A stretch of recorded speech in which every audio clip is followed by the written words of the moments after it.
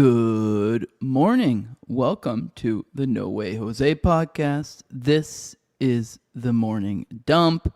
It's Tuesday, July 7th.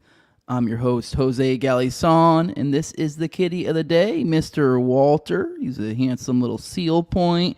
He's to be going to his new forever home tomorrow. Been having a few of them go. Getting less and less of them, and they'll be all out of here soon in the next week or so. But I have a whole new group of bunch of kitties, two new litters over the weekend. That's why I've been absent for quite a bit over the past week. So had a whirlwind of a weekend. But between delivering kitties in multiple ways, delivering kitties through birth, and delivering kitties to their new owners.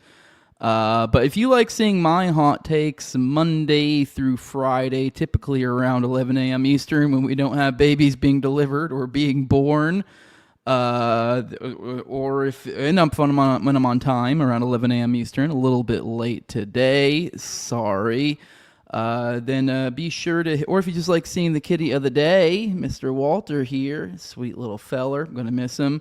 Then be sure to hit that subscribe button and hit that bell for notifications. That way you can see when we're going live and when we're dropping new videos. We'll see you in the show. Beautiful thing right now. Rise and shine. It's a beautiful day. I'm all right.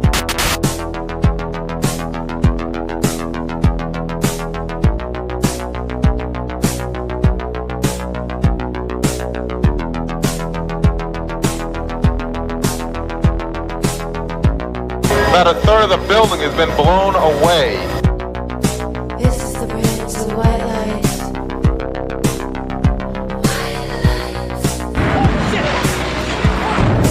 Our very freedom came under attack in a series of deliberate and deadly terrorist acts. And at that point, we were taken for another round of questioning, this time related to our allegedly being members of Mossad.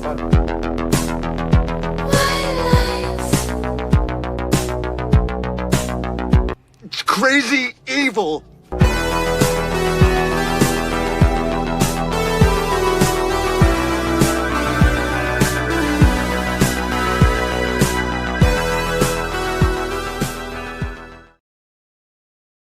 Good morning, everyone. Sorry I abandoned you. So, if you caught the latest weekly Wolfson, then you saw at the very end of the show where when my ordeal began. Literally, the first litter, it's essentially right at the very, very ass end. I was watching my little surveillance video of the mama, knowing she was gonna have baby soon, and it literally at plugs. It was like, oh shit, we got to wrap this one up. So. A little bit of a rough weekend. Well, not bad. I had two large litters. They both, every single one of them survived. Which, if anyone's ever raised kittens, they're like born super premature. The death rate with kittens is rough, especially in the wild. But every single one of them made it, all looking healthy. A little bit of rough over the weekend because you do got to really keep an eye on their weights right off the jump. So. I did have to, for a few days, be waking up every other hour through the night just to make sure one was getting the food it needed. But hey, they're all looking good now. You put in a little extra care early, and then it's a lot less problems later. So they're all doing good, looking good. We'll have some cute kitties to show you here in probably like a month or so when they get a little bit bigger. And we have plenty to talk about with you guys today, back here on Tuesday. I also, like I said, I am delivering keys. So I'm just a little warning guys, housekeeping-wise, going to be in and out. Tomorrow, there will be no dump. There is a Already Dead tonight. And I know last week, it's just a whole clusterfuck. Last week, there was no Already Dead as well because Austin was out. We'll talk about what he was doing here in a minute. Well, I'll just go ahead. I'll show you real quick. Why not? I mean, this is fuck it. Why not? Our boy Austin. I was going to use this. You're going to be the beginning of our icebreaker content, but whatever. Let's go ahead and say it now in this little opening, little salvo we do usually. The homie Austin last week. I feel like I may have mentioned this already, but he went back on Jake Shields' show, and he's already one of the episodes is dropped. I know there's multiple ones that are dropping, so keep an eye out over there. So yeah, over on Jake Shields. So Austin went back to Vegas to go hang out with Jake Shields. So that's what he was doing. That's why he wasn't there in the last story dead. But he is back, so we have plenty to talk about this weekend. I was gonna do it last week with just me and Jacob, but then my kiddos actually went to go see Grandma over for the week. So right around Tuesday was when I had to take them to the airport. So I was sending them up to go see my parents, their grandparents. And I had to get up at like 3 a.m. to go to the airport. So I wanted to get some semblance of sleep. So we had to cancel it, and I didn't want to leave Jacob all on his lonesome trying to run an Already Dead. That's not really the format. Wouldn't make sense. Anyways, just letting you guys know, I've had a clusterfuck of a weekend. Although America turned 250, a lot of wild stuff happened. So we'll talk about some of that and more to come. I think after tomorrow we should get back into a smooth schedule. Should be Wednesday. I don't see any reason why Wednesday, Thursday, Friday. I think we should be good. No, tomorrow's Wednesday. So Thursday, Friday, then by next week I think we should be back in a good flow. Obviously right now I still have a couple more kids that have to go, but we're keeping them for a couple extra weeks longer than normal. So I will be leaving you guys for a couple days, a couple weeks later, but either way, things should have settled down. Most of the kitties have been delivered or are being delivered. The kitties have been born; they're stable, so we're good. But I'm just getting back into a groove of being a human, getting some sleep, and getting back into the podcasting game. So bear with me today. But I do want to remind you guys a little bit of housekeeping of what we do here over at the Dump. This is a live interactive experience. The format style I call is an info dump. We're just kind of throwing stuff at the wall, articles, tweets, etc., stuff like that, clips, just kind of going through it together. And I know more of you guys watch this later than catch it live. So to accommodate for you guys, for you people who like to listen to it on the audio podcatchers or just listen to back on the playback, aren't here for the live experience, we do put timestamps in the video or podcast description. That way you can just bounce around as you please, and that way you can get away from the chat banter. You don't have to listen to that. But if you are here for the live experience, I do try to give everyone at least one good morning. And then after that, you got to catch my interest or catch my wallet. Wallet, obviously, being Super Chat, giving me some money. So, yeah. But with that, let's go ahead and get into some icebreaker. Oh, I also remind you guys what see, I'm all out of it today. There's a certain way you're supposed to do public speaking, and I already fucked it up. But back up a little bit, rewind it. Just remind you guys what we are going through today. Usually I start with this at the top, but I'm all flustered. Still a little bit out of it. It's been a minute. What we have to go through today. We normally start the show off with icebreaker content. Today's icebreaker content, this is like the fun, the funny, the gem pop slop, the stuff of the sort. Today we are upgrading that to a full titled segment. We're calling this one Merica Flock Yeah, talking a little bit about the 4th of July stuff, the America's 250th, some of the flock vandalism done by beautiful patriots. Then we have Grapin. Then we'll get into foreign policy, touch base with what's going over there in the world of foreign policy. And then we will get into Grapin Graham Platner. That's his new political name. I like it. So we'll be talking about that. There have been new allegations that have surfaced about Graham Platner, looking like his political career has come to a standstill. So we'll talk about all that and more. I thought maybe we'd get into MK Ultra stuff, but I didn't even bother to throw that in the title. We're not getting to it. That would have been one we chopped for time. We have plenty to talk about today. But with that, let's go ahead and jump into icebreaker content. As you're popping in here, be sure you're hitting that like button. Help a brother out. Help spread the message. Help send this over to other ears. But yeah, with that, let's go get some icebreaker content. Let's talk about the latest, what happened over the weekend with America's 250th. I know last night I did just so happen to catch, I don't really ever watch sports. And while I am actually, I was a pretty prolific soccer player, if I do say so myself, growing up. That was kind of like my thing. I've never really given a shit about watching it. But last night I did catch the I think the final game of the USA, unless I misunderstand how this tournament's set up. The USA, I believe, got knocked out by Belgium last night, which, you know what, that's only fair. I mean, anyone who remembers the Dutroux affair, remember what they did when they found out their elites were screwing children? They revolted like a motherfucker, whereas what have we really done? A whole lot of nothing. So I think Belgium deserved this one. So 4-1, they beat us last night. I did catch that one. So Didn't really follow much of the FIFA stuff, though. Did you guys? What did you guys think of it? But I will say a lot of people have been kind of repeating this line that America's 250 years old. It's not entirely true. It was actually born on March 30th, 2003, when legendary American Patriots Limp Bizkit performed Rolling for The Undertaker's entrance at WrestleMania, what was that, 19? WrestleMania 19. This is back when America was a better place. This was the birth of America right here. We'll go ahead and re-witness this together. This was beautiful. This was the time of the hype. Now the volume's all the way down. The coolest thing I've ever seen, just to recap that for the people who listened to back this on audio, what we just saw there was Limp Bizkit performing Rolling at WrestleMania 19 as The Undertaker comes down in a motorcycle. I believe that was a Harley. I don't know. Maybe motorcycle nerds correct me. I didn't really get a good look at it. And they're even on to even top it off, there's an American flag hanging out the back of it. So I don't know how you could really. I mean, unless you found a way to have like American, like an eagle fly overhead, maybe in like a fighter jet flyover. If you did like kind of a dome type thing in WrestleMania instead. I mean, but you're kind of at peak awesome. I think it's pretty fair to say this was the birth of America. We also got a wish of happy 4th from Benjamin Netanyahu, also saying happy 250th Independence Day. Now, I'm not telling you that because I have any love for this ghoul, but just to point out, our beautiful queen, Anna Kasparian, she replied to this and said a simple but beautiful, eloquent in its simplicity, fuck you, and got 117,000 likes to the initial post from Benjamin Netanyahu saying happy 4th, which got 37,000. So just one of these moments, just gonna show you, just to put your finger on the pulse of information, just to get a little vibe check right there. Fuck this guy, and I think a lot of people also agree. Continuing on, now less people agree about this one. This has kind of reignited a little bit of debate back online. I think you guys kind of know resolutely where I sit on this issue.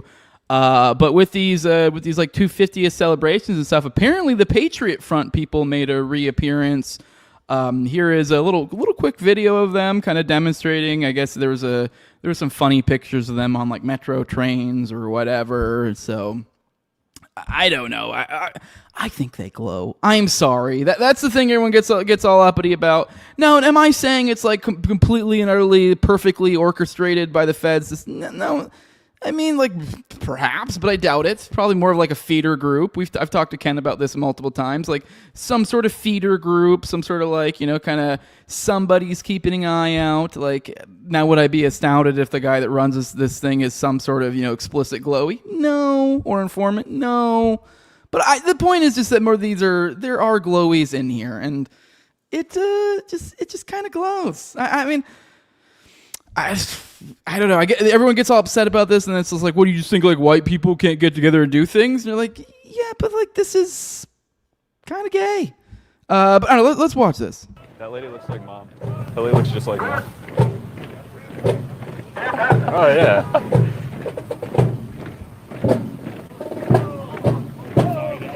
You're doing good, bud. You're doing good. We got plenty of stuff. How many viewers we got? We're up to 460 now. Let's go. That's incredible. What's up, YouTube? You guys having fun? Happy 250, guys. Happy 250. I know it's hard to see the screen.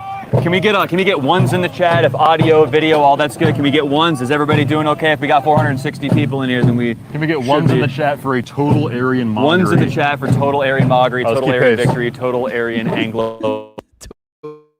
Aryan mockery. All right, Ken tweeted this one out. Said, let's say it costs $250 a person on room and transportation plus all the time prepping. We'd be looking at $100,000 demonstration here. And a lot of people gave me shit about that. It's like, hey, well, that's actually really not that much of an overhead for a normal person for some big trip. Let's say people do concerts and stuff like that. You're probably looking at about that anyways. But I did look I know Ken has pointed out before that Russo, or whatever the fuck the guy's name is that runs it. He said before that they will help people get out there. So I think he's also implying that to some degree they're covering this. I don't know. I do think they glow, but either way, they made a show. They made a show at this 250th celebration. There's been a lot of people talking about this online. What do you guys think? Do they glow? Do they not? I mean, I think we have covered in the show. There's already the other thing too is that this is annoying. Or this conversation is like it just feels stupid because I feel like there's a lot of people get all upset and you're like, what do you mean these guys glow? This, that. And you're like, then you tell them, you're like, well, I think they probably have like informants. Maybe there's a crazy, like perfectly orchestrated top down, whatever. But at the very least, it's like there's some sort of Fed infiltration. It's obvious.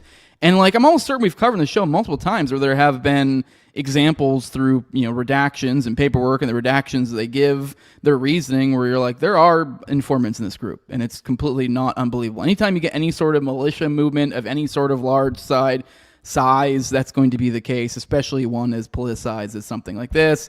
I mean, you look at any of the major militias, you probably could type in any militia Fed or some sort of Google keyword, maybe not Google, maybe like DuckDuckGo, I don't know. You'd almost certainly be able to find infiltration. Like all the higher ups at like the 3%ers, and especially when you get into like more explicitly race-based stuff, ones that are even more contentious, like things like Aryan nations and stuff like that. Yeah, you start seeing, there's a fuckload of informants. Everyone's at some point talked to the feds, it seems. So, I mean, this is the nature of the beast. You can get upset about it, and I don't know. I don't really get the upset either, because it's almost just like, what do you think white people like? It's almost like there's this idea that like this is what needs to be done. That like white people need to gather together, they need to march in the streets. And I am an anarchist, and I don't believe I think there is a appropriate defensive violence when it comes to the state or something like that.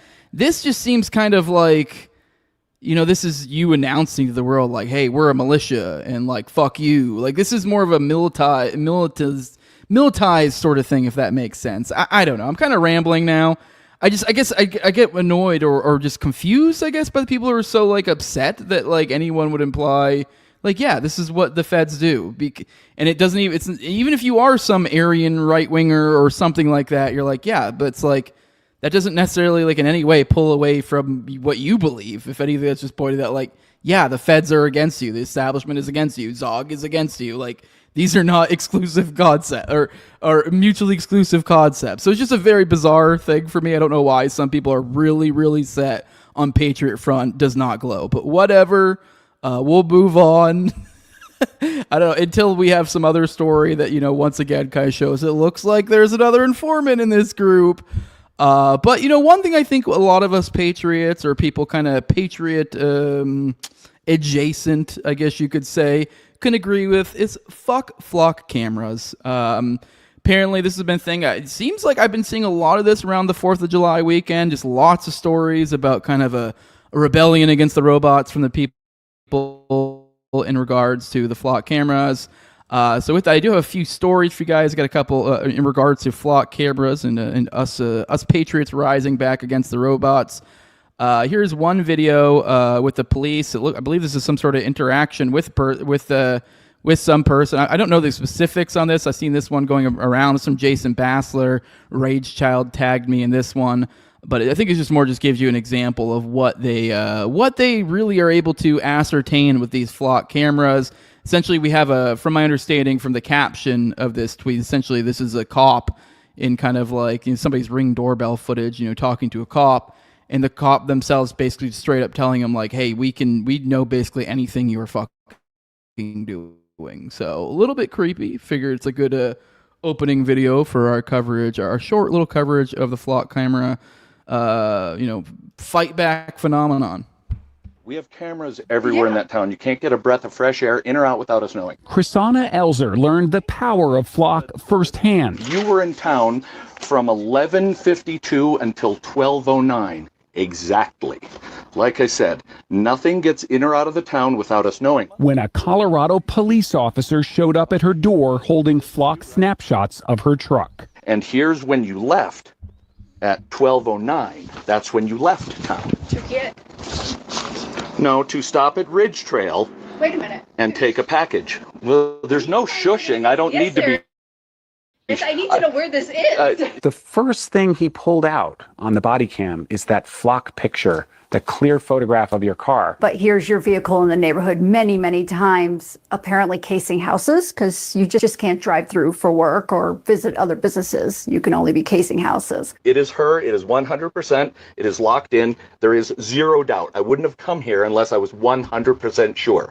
100%. It is certain. It is on video. You're obviously welcome to go to court. Chrisana was charged with stealing a package, but it wasn't her. The porch pirate was somebody else. Multiple times you tried to show him your video evidence. He didn't want to see it. Even when I called him back, he said, that's not my job. You looked at a time of a crime. You saw my vehicle entering in the flock. No, what I did was, I did an investigation. You called my wife a liar. You said this is fact. I have video evidence. I don't know what you want me to say. The charges were dropped after Chrisana spent weeks trying to get the police chief to look at her evidence. Time-stamped video from her truck and a neighbor's doorbell camera showing she wasn't at the scene of the crime. What does it say about where we are that you feel you have to have more cameras than the police have in order to make sure you can prove yourself innocent? It sounds like it flipped the script to you're guilty until you prove yourself innocent. Without a flock camera, that detective would not have been at her door. By his own admission, he pulled out the flock picture of her car. Do you want to apologize to Chrisana Elzer for what happened to her? For the police misusing the tools? I don't think that I have to apologize. He wasn't charged with a crime. He wasn't, other than being reprimanded for his attitude. Sure. No, but I would tell you that, like, should I apologize for somebody misusing a tool? I don't think so. Flock Safety Chief Communications Officer Josh Thomas. Who's watching the watchers in these cases? Well, the city council. The city owns the data, so city council would have the race. Our point of view has always been that it's not Flock's job to police the way police do their work. Creepy, I would say, and it gets even more creepy when you realize, like, hey, that's even on like the sort of up and up. This is assuming like that, hey, in this situation, there is a thought of a crime occurring of some sort. We're not even going into territory of like corruption. This is just ineptitude. Like this is. Obviously we could probably talk situations and where like not even ineptitude, like this is just the state getting what they want. But what we were just talking about there was, seems like ineptitude, seems like somebody tried to investigate something, yada, yada. And because of the overwhelming, and I think this is kind of, maybe there's something to be said of like the AI phenomenon too. This idea of like some people getting like cocksure essentially, or really sure about certain things because they have this like overwhelming technology, I guess, this perception of overwhelming technology, and so they're like, they no longer dot their I's or cross their T's because they're just like, oh, they assume that like, hey, we're good, I grokked it, I fucking chat GP'd it, the flock cameras, there's 3,000 flock cameras, there's no way I got this wrong. So, but now let's get into the realm of like when things get into straight up corrupt territory, and this is where it gets fucking creepy. And I don't even mean in like a way in which like the government is like just being, being evil because it's a government. I mean, it's more like specific bad actors, utilizing this for their own perverse, whatever, what they want, I guess, essentially. You'll see what I'm getting. I have a couple examples of this. I think I talked about this once before. I know there's somebody my wife used to work with.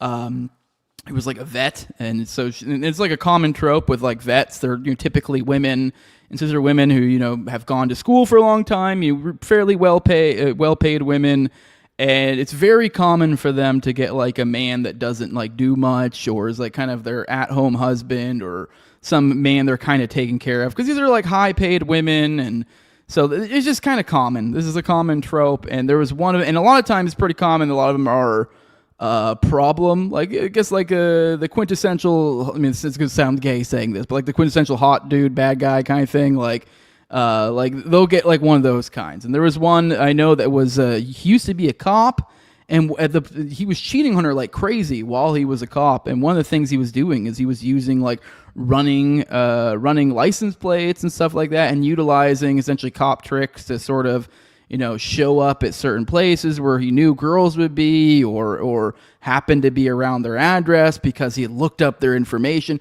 Just creepy shit like that. He just like essentially made opportunities happen for himself by investigating these women. And Flock makes us even, with something like Flock, this guy could have like 10x, 100x his profits. Because this takes it to a whole other level. Here is Mr. Guns and Gear. It's a fun. I used to watch his content a lot. He's on YouTube. There's a lot of gun content. When my small little period of time where I was sort of into gun content, but he kind of comes at it more from like a liberty perspective. It's not necessarily specific like technical gun content. Good channel for that though. A little bit of a boomer in that way, but great content. But here he is. He's pointing out this one story. And I have a video. It's a little bit on the longer side. I don't think we'll play it all, but here's what he captioned here, Mr. Guns and Gear. He said, married former Monroe County, Florida deputy Lamar Roman worked security on a TV series, Bad Monkey, that was filmed in the Florida Keys. He took a fancy to one of the women in the show and used Flock/ALPR cameras in their AI database to locate her address and her vehicle as she was going down the road. If you go to the county's website, it's on a separate video, you can see the dash cam footage of him passing two vehicles in a double yellow at 70 plus miles per hour to speed up and pull her over. One of the vehicles had to swerve off the road to avoid his cop car when he was speeding up to pull her over. He then pulled her over with no legal pretext.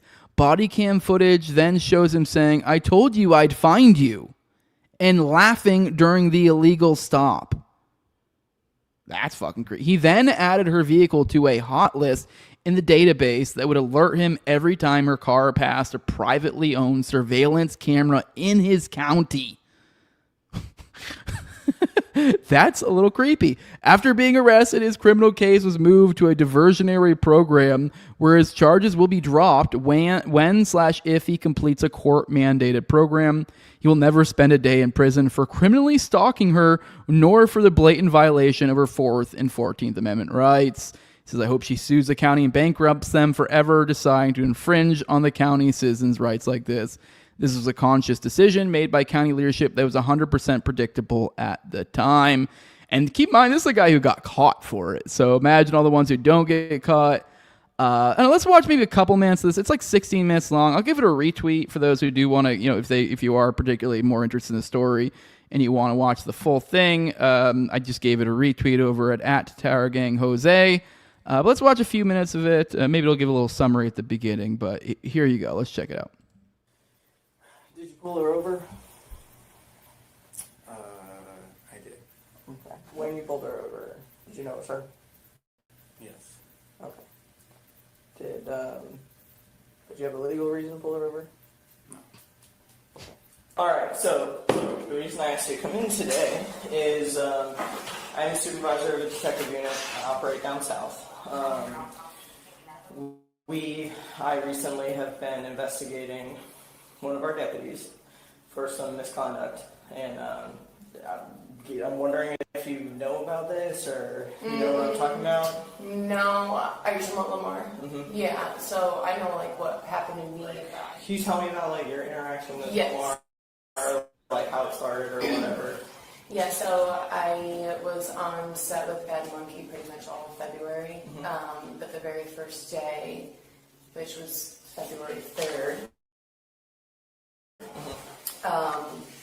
they had us shuttled over to the first scene, and as soon as I get off the bus, it was like immediately, it was, oh my God, why didn't nobody tell me we were bringing models to set?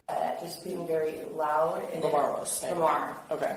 And I pinpoint him immediately, and I'm like, this is so uncomfortable. Yeah. It's not how I want my first to be. Like, it's not what I wanted to be. And this was right when you got off the bus? As soon as I was walking off the shuttle. Okay. Yeah.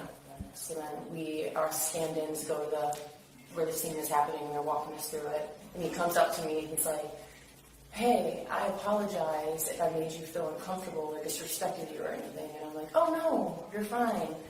And he's like, what's your name? And I was like, and he was like, do you live here in town in Key West? Are you with the LA crew? And I'm like, I live in Merica. Me and my boyfriend moved here a couple of years ago. And then he was like, oh, cool. So you live here in Merica? And I'm like, yeah. And then they asked us second team to go in. So then we went in. And then as soon as we went back out, and I was by myself again, he came back up to me. He's like, hey, do you have like social media or anything? And I'm like, I noticed the ring on his finger, but then again, I'm like, is he a real cop or is he a fake cop? And I'm like, yeah, I do. And he's like, pulled out his phone, and I'm not mean enough to be like, leave me alone. Right. So he like pulls out his phone and he's like, what is it? And I was like, my name. And I was kind of starting to be standoffish because I could tell what his demeanor was and like how his point, like I could tell what he was going after. And so then I'm like, and he pulls me up and then he's like, oh, you're popular. And I'm like, huh. And he came up to me again and he was like, I'm gonna pull you over. And I'm like, no, you're not. And he's like, I'm gonna find you and I'm gonna pull you over. And he's like flirting, like acting like it's a joke. And I'm like, no, you're not. And I was like, I recommend that. So then on February 20th, the last day that like Bad Monkey and everybody was on set, and I was a little past Big Pine, and all of a sudden I'm driving there. Dude, the gall of this fucking guy is insane. Sorry, I know he said only a few minutes, but I got pretty drawn in from her side of the story.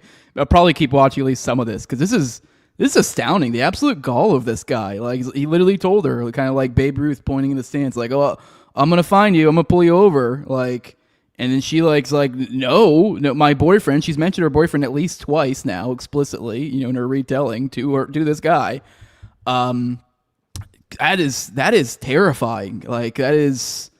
I can't imagine being this woman or being a man in this woman's life. How mad I would be, just insane. Steady traffic, like nothing too bad, and I see this cop on the side here, and he cuts off the truck behind me, and I'm like, and immediately I'm like, this is him. Like I know it's him, and I can see him in my like rear view mirror, and I'm like, he better not pull me over. And he pulled me over, and then he came up to my passenger window, and I had my window rolled down. I'm like, I knew it was you. And I'm like, does all my information pop up on your screen? I was like, how did you know it was me? He's like, I told you I'd find you and pull you over. And then he was like, and I was hoping your boyfriend was in the car so I could pull him out and give him a hard time. So when he pulled you over, did he state the reason for pulling you over? Can you imagine if the boyfriend had... Holy fuck. Can you imagine if your girl got pulled over and you're in the car and the cop get... Man, that gun on their hip is doing a lot of lifting at that fucking point. I can tell you what. Holy shit. Did he ask for any information? Driver's license, like a normal driver's license? No, nothing. And he was just... So I know what you're talking about, right? It looks like the interaction was approximately 4 minutes long. So in that 4 minutes, he was what was he saying? Like, what was he was just laughing, and I'm pretty positive he brought his dancing again, and he said that, see, I told you I'd find you. All right. So, I'm sure this is kind of sudden. You're working, right? Just pulling off the road, pulling into here. So the reason we're pulling in today is for a criminal investigation. Okay. So before I go any further, all right, I think that's enough of that. We're about 5 minutes in. If you want to see what he had to say to it, I mean, we watched that little bit at the beginning. He straight up admitted he had no legal reason. I don't know. There's still 11 minutes left in this. Maybe he says something that makes this a less fucking like holy fucking shit. You should be taken out and beaten with a baseball bat. Like, what a fucking crazy thing for a human being to do to like other human beings. Holy shit. What that is. I mean, like, maybe not like overtly like in the like but man, what a like in the same way that like doxing is, I guess, isn't technically like isn't technically a threat, but it is still like a holy shit. Like, what do you mean by this when you post someone's full every bit of their personal information or something? Like, that's crazy. Still, I can't imagine he had the nuts to say that to them too. I think it's just demonstrative of just like how untouchable these people think they are. And then to top it all off, as assuming the truth of the matter with guns and gear, I haven't looked in this story on my own. I mean, he's saying that apparently he's just got to go to a court program. I'm actually a little bit surprised this guy got fired. But he did get arrested, but I guess the charges are going to get dropped when he goes to a court program. And that's the end of it. I didn't see anything about him being able to work for the state again, if that's the case, or whether he got fired. I would have to assume he got fired if he's working off the things. I mean, I don't know. Either way, holy shit, that is nuts. That is an insane thing. But this happened in Georgia as well recently. There was another story over the weekend from Georgia. It's over at 13WMAZ.com. Their local, what is this, CBS, I think, and that what the little I is. It says 5 former South Georgia officers arrested for misusing access to flock cameras. GBI says. It says the 5 former Albany police officers were arrested for allegedly misusing flock camera data for non-law enforcement reasons. So a group of 5 South Georgia officers were arrested on Monday in connection with allegedly misusing flock cameras, according to the Georgia Bureau of Investigation. According to a GBI release, 5 former Albany Police Department officers were charged with allegedly misusing the data from the flock cameras. GBI said the department asked to investigate these officers after they made an internal audit of their flock license plate reader camera system on Thursday, June 25th.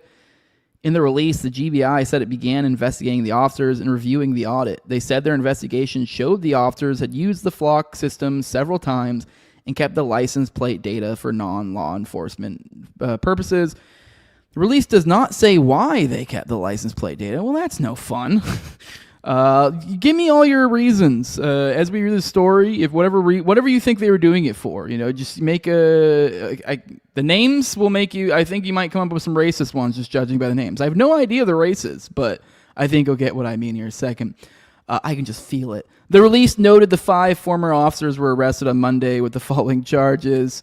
So I'm assuming maybe we can make some racial jokes. I don't know. What could these people be doing? I mean, it's a little bit, obviously, I doubt this is probably the same thing as the other situation where it's like some dude being a creep, because this is 5 people, at least I think 2 of them are chicks, I think. So I am what the fuck happened here? I'm very curious, but I don't know. What do you guys think? Tell me in the comments in the chat. What do you think these people did it? But here are the people. Titiana. I don't even know. Titiana. Tytianna. So I think you get what I mean by the names. Davis, 27, was charged with 5 counts of misuse of license plate data. Man, this is really getting my lisp with license plate. And 1 count of violation of oath of office. Jade Jackson, 32, 2 counts of license plate data misuse, and 1 count of violation of oath. Nicholas Richardson, 30, charged with 11 counts of misuse, license plate, 1 count of oath violation. Brittany Smith, 23. I guess only one of those names is aggressively black, is what I was getting at, obviously. Although the rest of them are common ones, Sons, Richardson, Sins, any Sons are very common black last names. Jade, I don't know, I would guess, but who knows? I'm grasping at straws to be what the fuck did these people do? Because it's there's 5 of them. My mind fills in the blanks. What are you? Maybe, I don't know, maybe drug dealing or something. I have no idea. We got Brittany Smith, 23, 1 count of both. Isaac Whitus, 2 counts of misuse of license plate, 1 count of violation of oath of office. So, so we give another case of this. So GBI said all 5 were booked into the county jail and no longer work at the police department. They said they're still investigating anyone with info. So, okay, I'd be interested if anyone sees any follow-up on this. If you find out what it is, let me know, tag me in it, whatever, because I'm genuinely curious. What the fuck happened here? Let's roll the chat, say our good mornings. That's all I got for our icebreaker content for our Merica flock. Yeah. But let's roll the chat. Say some hellos. Say some good mornings. Checking on you beautiful people. Good morning, Chathead. Good morning, good morning. Good morning, Fire Pixie. Saying hello from the other side from her Rumble account. And damn it, I accidentally moved that. And then immediately going over to her other account over on YouTube, saying good morning, which if you guys want extra credit, that's what you guys do. Go over to both, hit like on both. Actually get 2 devices, watch on both, like on both, swap, buy another device, create a new account, buy another device, create a new account, so on, so forth. Essentially become my Indians is what I want you guys to become. Just really amplify the signal, Good morning, Real John Doe. Good morning, good morning. Good morning, Gautis. Fire Pixie saying she's not sure she condones this pussy trafficking. Well, I'm going to be trafficking this pussy, so Traffic is heavy and my pussy is large. All right. Good morning, retardo. Good morning. Good morning. That didn't make sense, but whatever. Couldn't think of anything smart. Good morning, Neo Amish. Good morning. Good morning. Good morning, OG Matsubos. Good morning, Bug Fights. Good morning, Hey Say What Now. Gata saying Fred Durst is America. Total Aryan victory, 100%.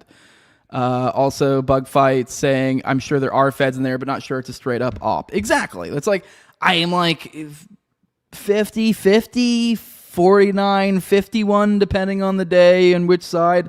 I don't know. I could be convinced either way. But what you're not going to convince me is that there isn't fed infiltration. Like, what are we, retarded? Like, and I would say probably to a significant degree, at the very least. Now, to what degree you consider it a straight up op? It's kind of like, at what point is a straight up op? Is it not? I don't know. So anyways, Matza saying 100,000 for the demonstration. Wonder how much ADL kicked in towards that fund. Yeah. Good morning, Bobo. Good morning. Good morning. With a water tower in the chat. Water tower gang. Okay. Still hasn't learned the rules of towers, but I respect the energy. Good morning. Good morning. What else we got? Good morning. Good morning. Good morning, Northside saying, shit, I can lift guns too. Yes, I know. That's why I'm like, man, like that police one, that is wild. I can't like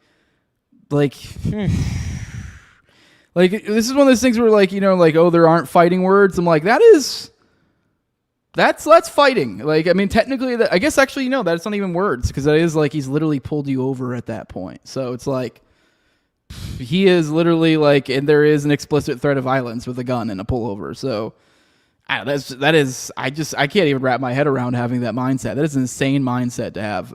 That man. Good morning, John Doe or John Black. Good morning, you beautiful bastard. All right, guys, let's get into some foreign policy. As you beautiful bastards, you other beautiful bastards are poking in here, be sure to hit that like button. Let's get into latest in foreign policy. And yeah, I know I've been out for like basically a week, and we normally do a daily foreign policy. I'm not holding your hands. We're not going through the past week stuff. We're just doing the daily. Just let you know up front, just being transparent there.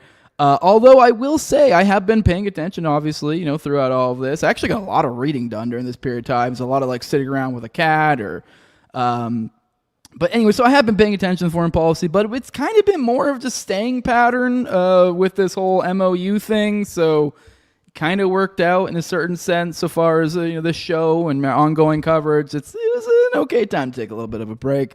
You always feel bad saying that because you're like, yeah, well, there's probably at least still dozens of people that died that we're not going to be covering as a result. And you're like, every death, and you feel kind of bad. You're like leaving, but hey, we literally can't cover them all. There are billions of people, so we do try to prioritize. We have other stuff we want to get to, like Graham Platner raping people. So let's get into some foreign policy. Let's check in on the latest over there. Starting off, because we try to lead with the kinetic action over here. Like actual things that happen and not just words. 71st airstrike over in Somalia. So let's just check in on the latest in Somalia, and then we'll get into some of the what's going on with the war talks with Iran and some more of the similar stuff we cover every day here with the foreign policy coverage. U.S. launched an airstrike in Somalia for the second day in a row. AFRICOM sent a press release on Monday as the Trump administration continues the bombing campaign despite plans to cut support for the African Union's mission in the country. AFRICOM said that the strike was launched on July 4th and targeted al-Shabaab near Jamame, a town about 37 miles northeast of the southern port city of Kismayo. U.S. airstrikes launched in the same area in November 2025, killed 12 civilians, including 8 children, according to an investigation by The Guardian.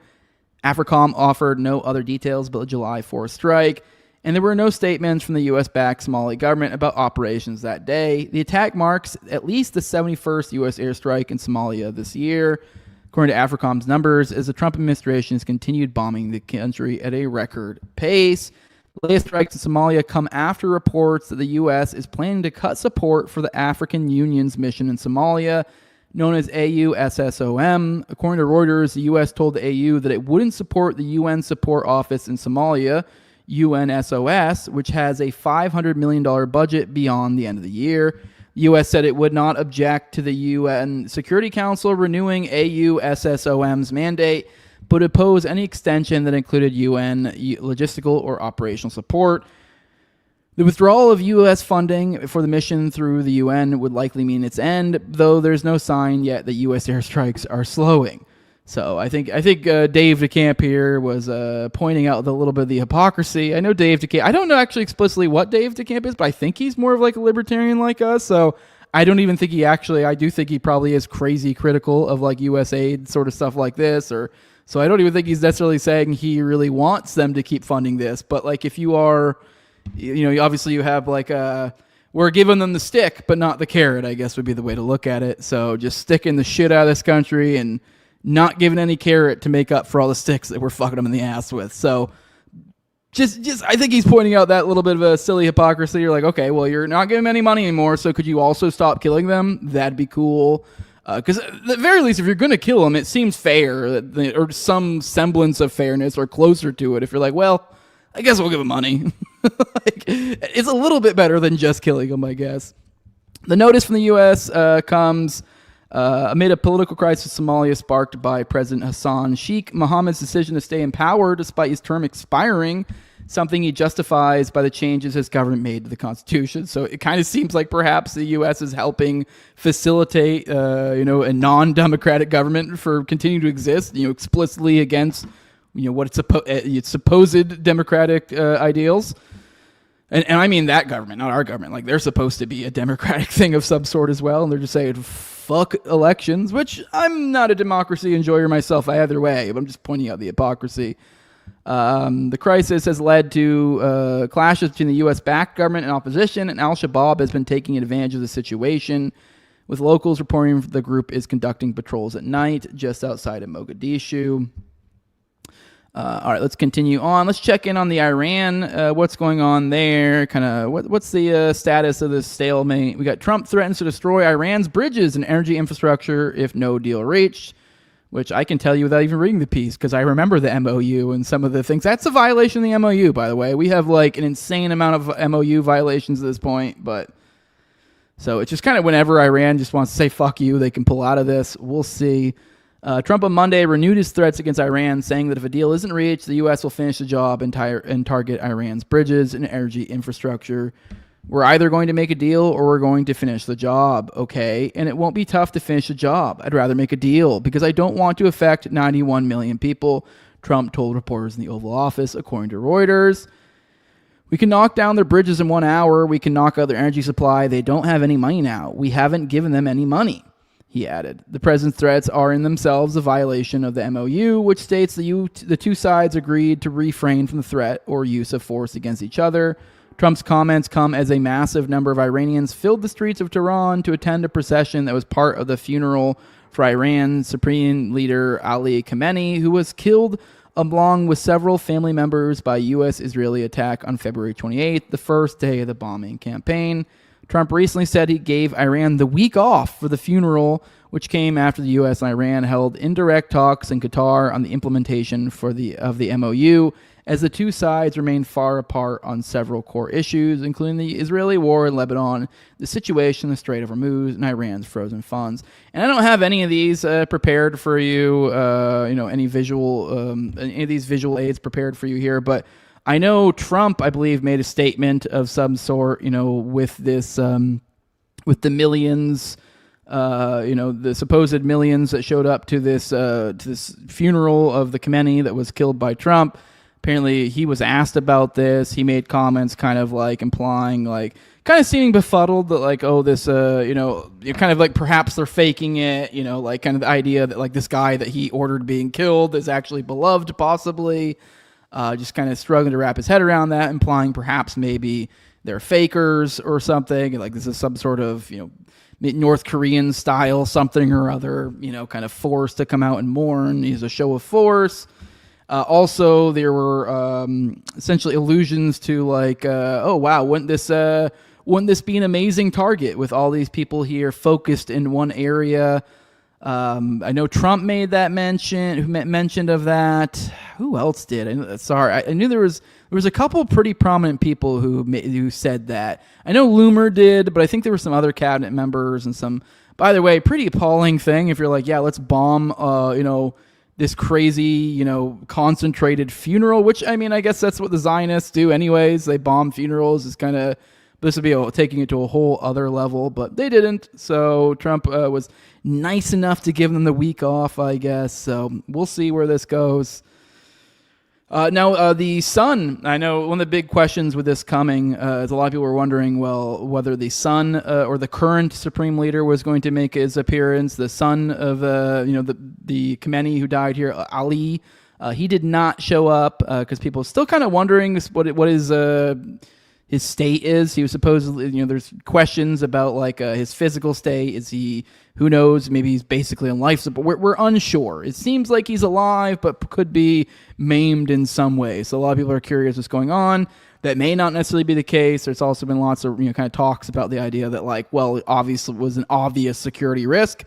I mean, hell, that may have actually, had he actually shown his face for these, I wouldn't be all that surprised had we actually seen bombings or attacks or something at this. So that's probably why he didn't show his face. But let's check in on Lebanon, which, as you guys well know, I'm sure, if you watch the show regularly, that is very much a sticking point of this whole U.S.-Iran deal. So Israeli drone strike killed 4 in Lebanon, including a school principal. So, they called IDF called them suspects. So just call anybody suspect, I guess, and you just murder them. Israeli drone strikes targeted a carload of civilians in the Lebanese town of Nabatea al-Faqwa, killing the 4 people within. The IDF confirmed the attack, terming them suspects who were killed because they posed a threat to ground troops. The slain were identified as the female principal of the Yusuf Shamoun public school, her mother, a domestic worker in their employ, and a Syrian refugee that has yet to be named. That the IDF was quick to label the slain suspects as typical of Israeli airstrikes in the ongoing Lebanon war, and that the people ultimately turned out to be civilians was similarly not unusual, though that they were identified so quickly and included multiple women is likely to make this particularly embarrassing for the occupying forces. Even more so to this point, not that it necessarily makes it better whether she's pretty or not, but like here she is. She's looks like a very professional, beautiful, kind of maybe slightly older, maybe 30s, 40s, early 50s possibly, woman. Just kind of, pleasant, seems, probably well-liked, well-known. So yeah, and that's who they killed, this lady right here. This was a suspect. This is who was threatening their IDF ground forces, so they bombed her fucking car. This is the largest single Israeli attack in several days and may suggest that the relative lull in the death toll in the immediate days following the most recent ceasefire is coming to an end. Other drone grenade attacks were also reported in Nabatea al-Faqwa, while Israeli troops were reported to be demolishing homes across the south. The death toll from Lebanon's health ministry increased to 4,319 killed and 12,203 wounded. The ceasefire never actually required Israel to cease firing at all, but it did suggest a plan for Israel to withdraw from a pair of small pilot zones within Lebanon. Israel ultimately backed out of that plan, however, postponing it indefinitely. Israeli officials have also now reportedly submitted a list of Lebanese soldiers they suspect of secretly sharing information with Hezbollah and are demanding the military exclude them from any coordination. It is unclear if this is directly related to Israeli claims Lebanon was in the process of sidelining Shiite members of their army. Which I never even really thought about that. That is interesting because this is kind of, a lot of people aren't realizing this is like a kind of a factional issue when you really get down to the root of it. So a lot of this is the Shiites who tend to have more of an allegiance with the Iranians. So this is, in Lebanon, that it's kind of one of these mixed areas. So it does make sense they would have plenty of Shiite people in their military. So considering they're trying to utilize them to essentially help demilitarize Hezbollah, which that's not going to happen. That'll likely kind of create some sort of devolving civil war, completely, turn it into Libya. But anyways, just so I guess more to that point that it's like, I don't even know how they would do that, since there's probably a good faction of their military who would be like, fuck you. All right, continuing on, let's check in on the murders in Gaza. We got 6 of them over in Gaza, so more in Gaza over than in Lebanon now. Israeli attacks across Gaza on Monday killed at least 6 Palestinians as the IDF continues its constant violations. According to Al Jazeera, at least 2 people were killed by a drone strike targeting a vehicle in Khan Yunis, and 2 others were killed by a strike on tents sheltering displaced people at the nearby Al Mawasi tent camp. Yeah, you got to watch out. Those tents, they'll jump up and get you. You got to bomb them whenever you see them. In Gaza City, a married couple was killed by an Israeli drone attack on an apartment building. On top of the 6 Palestinians were killed, at least 22 others were wounded. Gaza's health ministry said in its daily update, which it releases about Gaza midday Gaza time, that it recorded their Israeli killing of at least 3 Palestinians and injury of 7 over the previous 24-hour period. So yeah, we're up to 1,072 now is what they're saying is the number. So, and we do have a little bit of an update on kind of this supposed Gaza deal, which they're supposed to be in the midst of, much like with Lebanon, yet we still see a slow trickle. I don't even say slow, I guess a trickle of murder. But here's Hamas trying to make some sort of move to, actually make something happening. On Monday, they announced that it was dissolving its governing body in Gaza as it's pushing for the implementation of the U.S.-backed Gaza peace plan amid Israel's constant violations of the ceasefire deal signed in October 2025. Gaza's government media office sent a statement that Mohammed Al-Farah, the head of the governing emergency committee, has decided to submit his official resignation from his position and to announce the dissolution of the government emergency committee as a demonstration of the seriousness of these measures and implementation of the agreed arrangements and to facilitate the administrative transition process. Hamas said the purpose of the dissolution was to begin the transfer of governing authority to the National Committee for the Administration of Gaza, a group of Palestinians who, under President Trump's Gaza plan, are supposed to take over the governance of the Palestinian territory. However, Israel has been blocking the NCAG, and there's no sign that it will allow the group to enter following Hamas's announcement.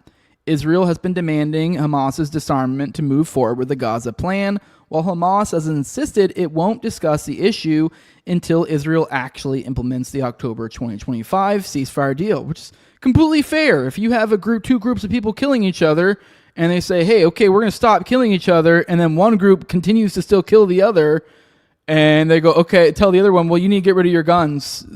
It just doesn't make much sense as they're being killed. Despite claims from U.S. and Israeli officials, ceasefire deal didn't commit Hamas disarming, as that issue and Israel's full withdrawal from Gaza were meant to be worked out in follow-up negotiations and to coincide with the NCAG taking over Gaza and the deployment of an international force, which never came to fruition. Hamas's move is seen as an effort to get mediators and the so-called Board of Peace to pressure Israel to actually implement the deal and stop its daily attacks in Gaza, which have killed more than 1,000 Palestinians since the agreement was signed. Israel has also ramped up ground incursions and is capturing more territory, another clear violation of the agreement. Hamas has taken a new step in that it will no longer be in charge of the Gaza Strip in order to remove any pretext for the occupation, which continues its aggression and war of extermination, said Hamas spokesman Hazam Qassem, according to AFP. We hope for the swift entry of the NCAG, and Hamas affirms its readiness to hand over governmental responsibilities to the committee to ensure its success, Qassem added. Hamas officials said that its interior ministry would still be responsible for policing and security in Gaza so as not to create a security vacuum.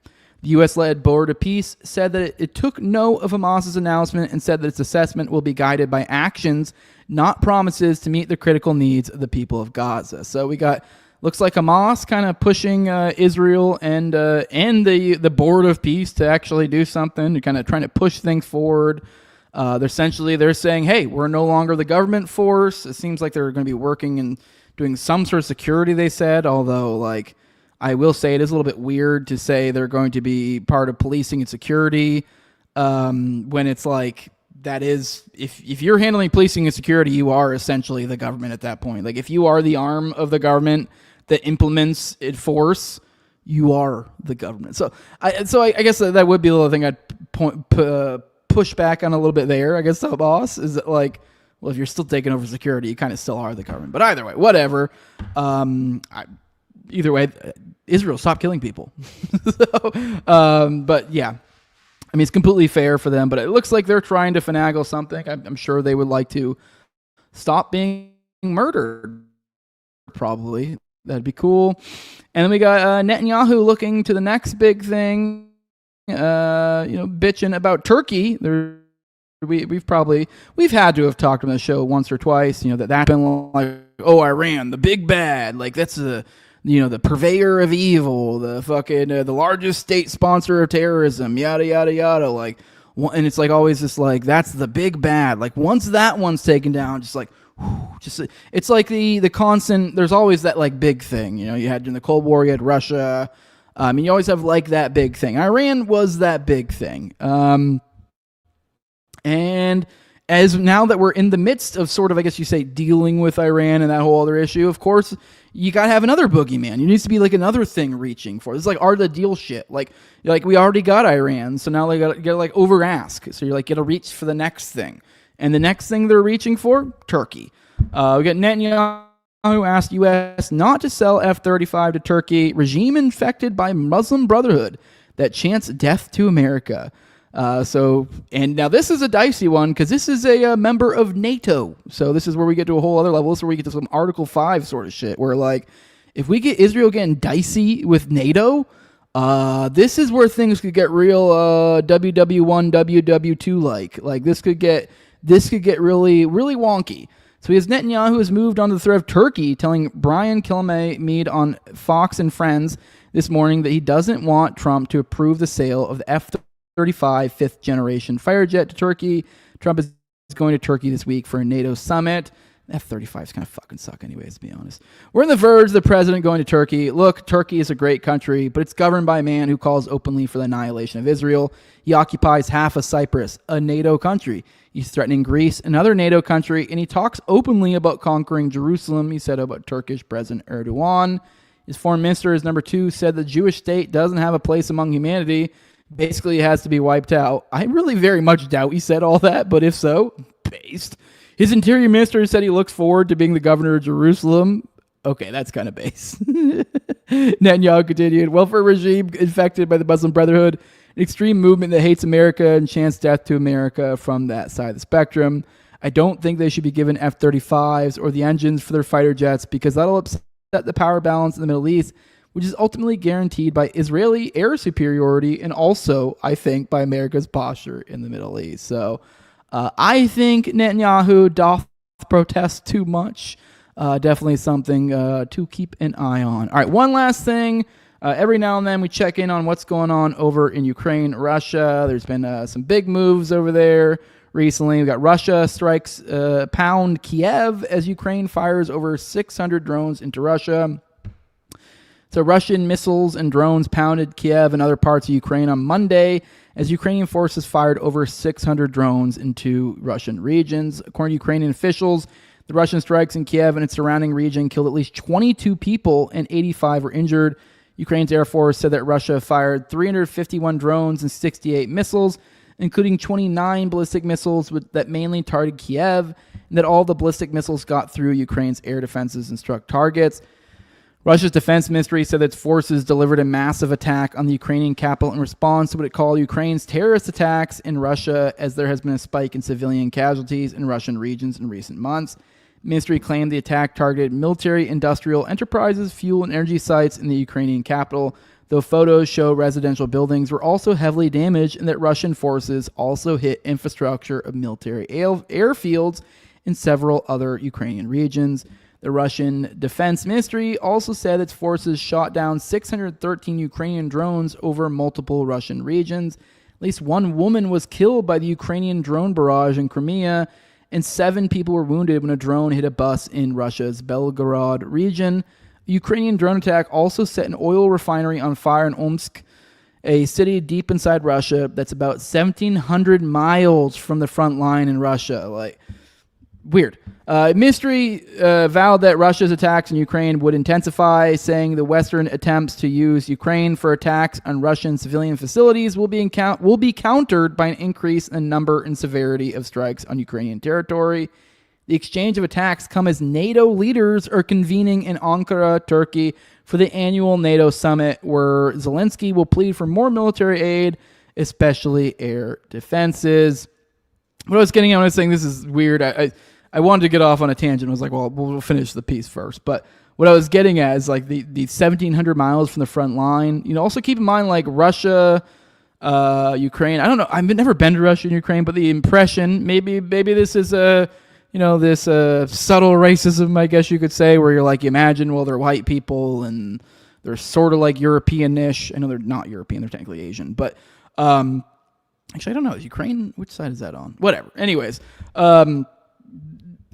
this is like we get this like I feel like people kind of sort of look at these places as like sort of first world-ish, sort of maybe second world-ish.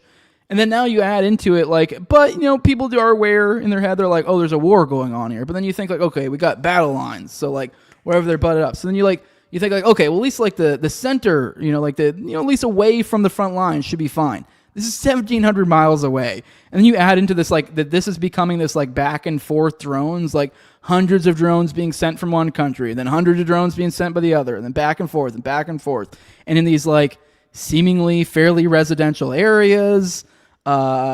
Seemingly being pretty good at getting through defenses. I don't know. It looks a little creepy, I guess, especially when you think about all the flock stuff and you add in all the robot. Like it's just creepy. We're getting into a weird dystopian future for sure. It just makes you I feel like you always grow up like in America. You think like, hey, as long as I don't like join the military or like live in Chicago or something crazy, you're generally safe. We're never going to have to deal with the effects of like actual like first order effects of like warfare, like actually being attacked.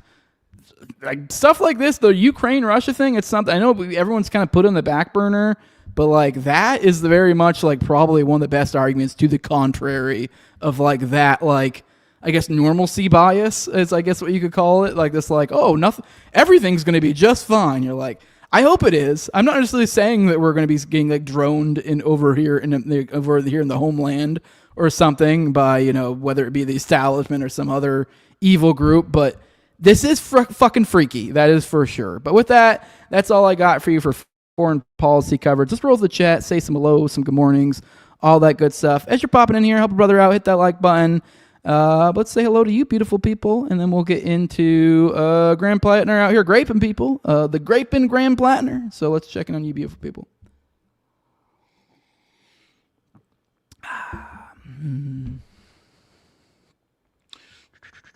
All right.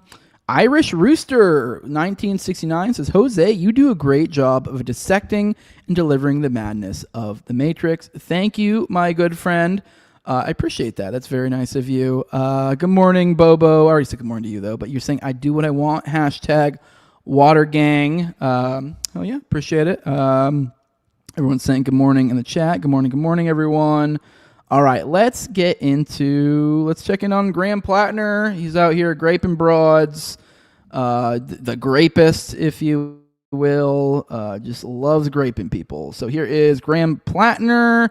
This is from Politico. This dropped like yesterday. Some big shit. So a woman who dated Graham Platner says he sexually assaulted her.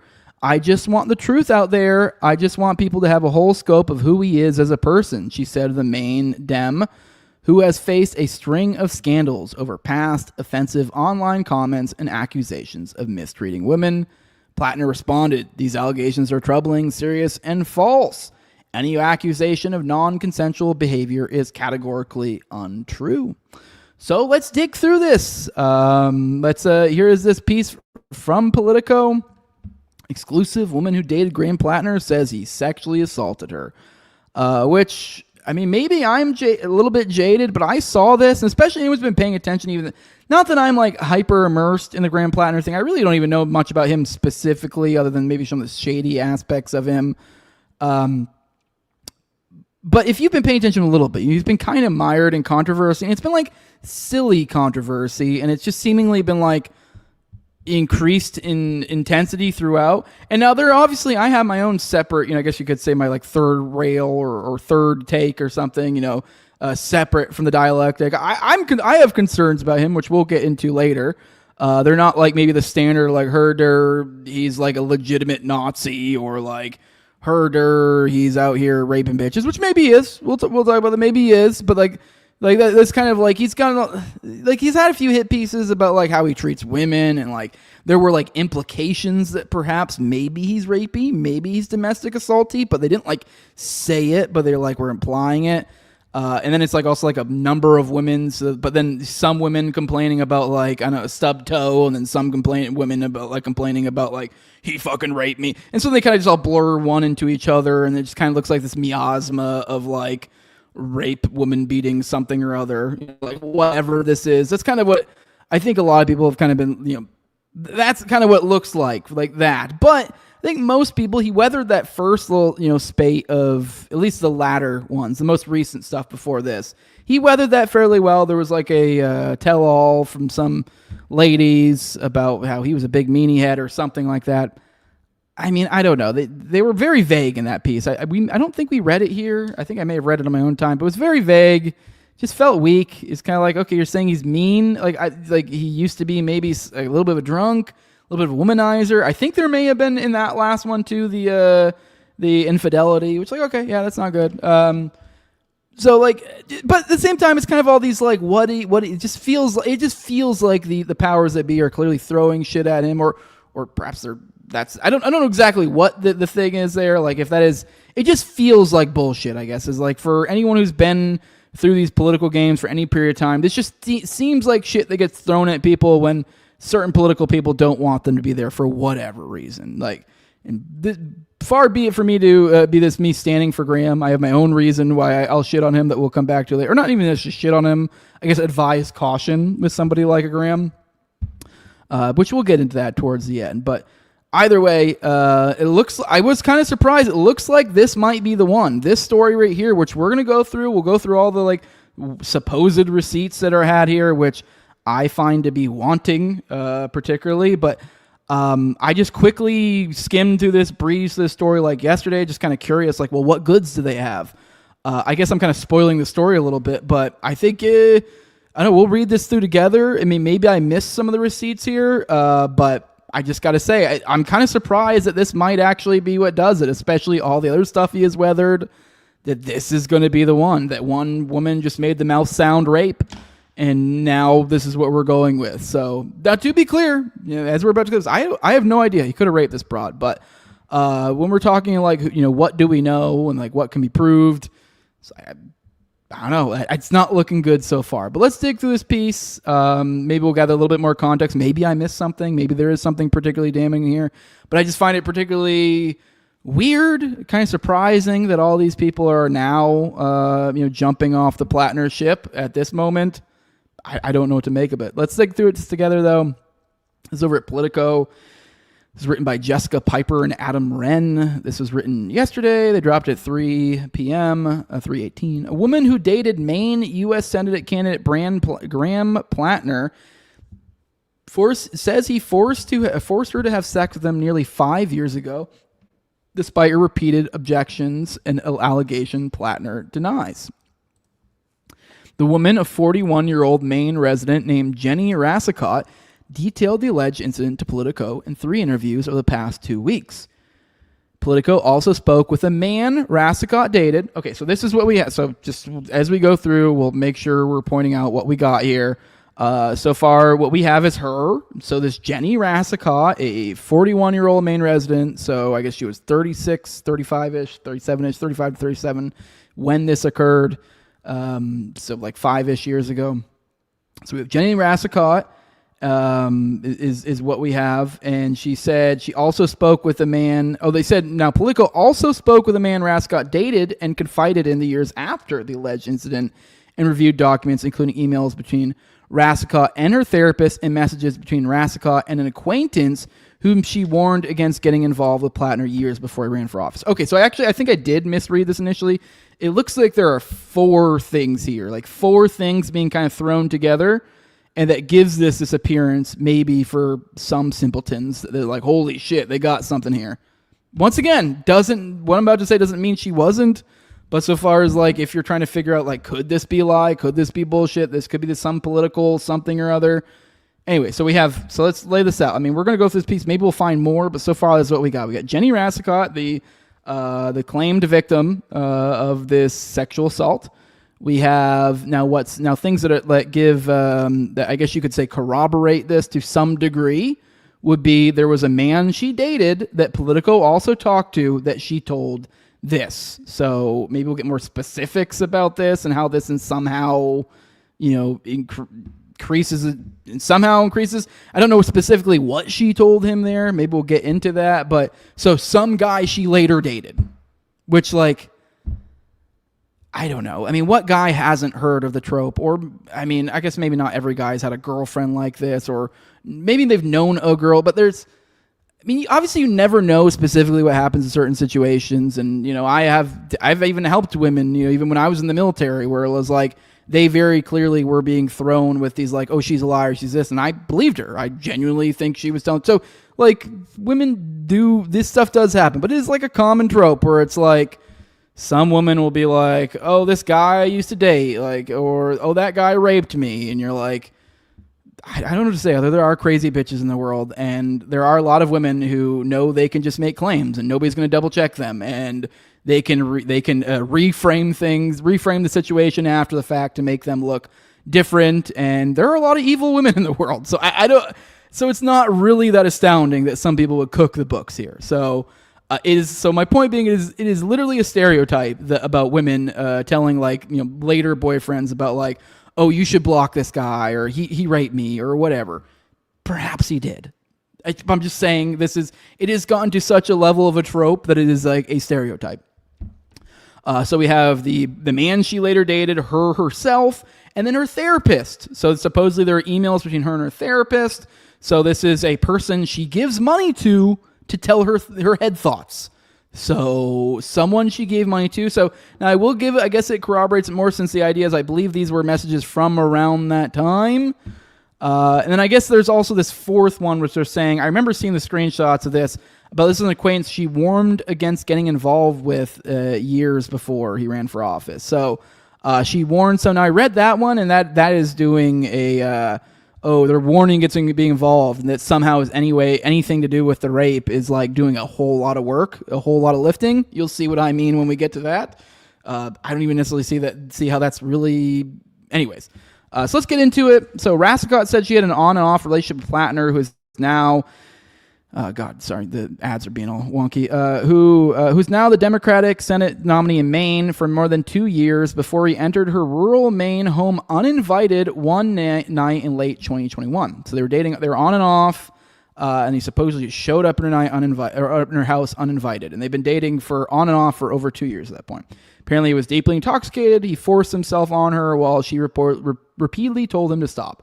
She said she cut off contact with him after telling him the encounter was not consensual. I remember him grabbing my pelvis and being really forceful of me, she said. I remember the specific moment where I thought to myself, this is no longer my choice. Platner denies the allegations. These allegations are troubling, serious, and false. Any accusation of non-consensual behavior is categorically untrue. Rascott previously described reckless and unsettling behavior by Platner in the New York Times. So this is what adds another little wrinkle to this, which we'll get into some of this. This isn't, like I said, like I talked about, there had been a previous hit piece. She was also part of that previous hit piece, but for some reason didn't feel the need to mention that then.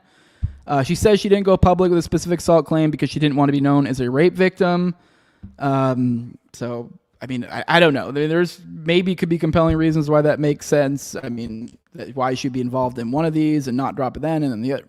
Anyways, so just shows she was already kind of on the hey, we're throwing dirt on him. And anyways, Rascott said she later felt compelled to go public about her experience because the reaction to the Time story was dominated by controversy about another woman, Lindsay Fifield, who alleged Platner mistreated her and faced attacks because of her ties to the Republican Party. Contacted by Politico, Fifield stood by her allegations she made at the Times and declined to comment further. My part of the story was just a read-over, Rascott said in an interview, and the story was Lindsay and the accusations of her being politically motivated.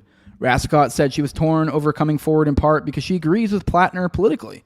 One of the reasons I didn't come forward sooner was the huge moral conflict that I had between supporting his politics but not supporting him as a person, she said. I just want the truth out there. I just want people to have a whole scope of who he is as a person. In a statement, the Platner campaign reiterated his denial and accused critics of trying to drive him out of the race. These allegations are very serious, and Graham vigorously denies them. They are also coached and coordinated by out-of-state establishment operatives. For a year, opponents of this campaign have thrown everything they can at Graham, calling him a Nazi, a war criminal, and a communist. None of it has been true, and this is no different. It's not a coincidence this story comes a week before the ballot deadline, just as the previous false allegations came a week before the primary. Graham began this campaign to fight for a Maine where everyone is treated with dignity and where Mainers are put first, and no amount of desperate smears will stop this movement from seeing that vision through. Platner, an oysterman and political newcomer when he launched his Senate campaign last August, easily won the Democratic primary last month to face GOP Senator Susan Collins in one of the nation's most highly watched Senate races. His remarkable rise has been tainted by controversies, including offensive online comments and allegations of past mistreatment of women. He has not been previously accused of sexual assault. The Iraq and Afghanistan war veteran has linked some of his behavior to mental health struggles and alcohol abuse, but he says he's changed and has denied previous claims that he was abusive to women. Rascott told Politico she connected with Platner on the dating app Bumble in 2019 and had consensual relations with him prior to the night he allegedly assaulted her.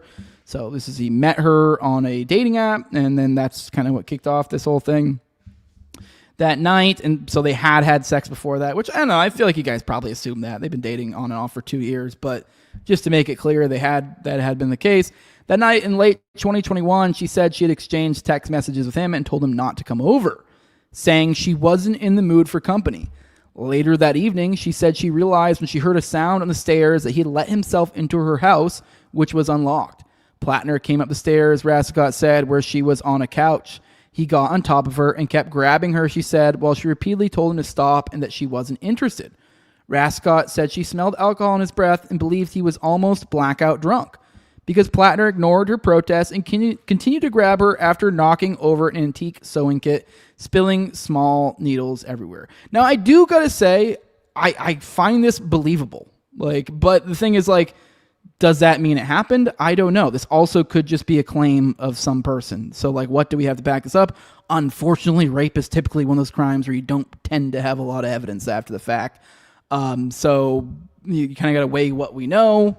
Could she be motivated? I mean, to lie? I don't. I mean, this is a very big race. This really determines the tide of power going forward. As they pointed out, he's getting ready to go against Susan Collins, a Republican. You have him, a Democrat.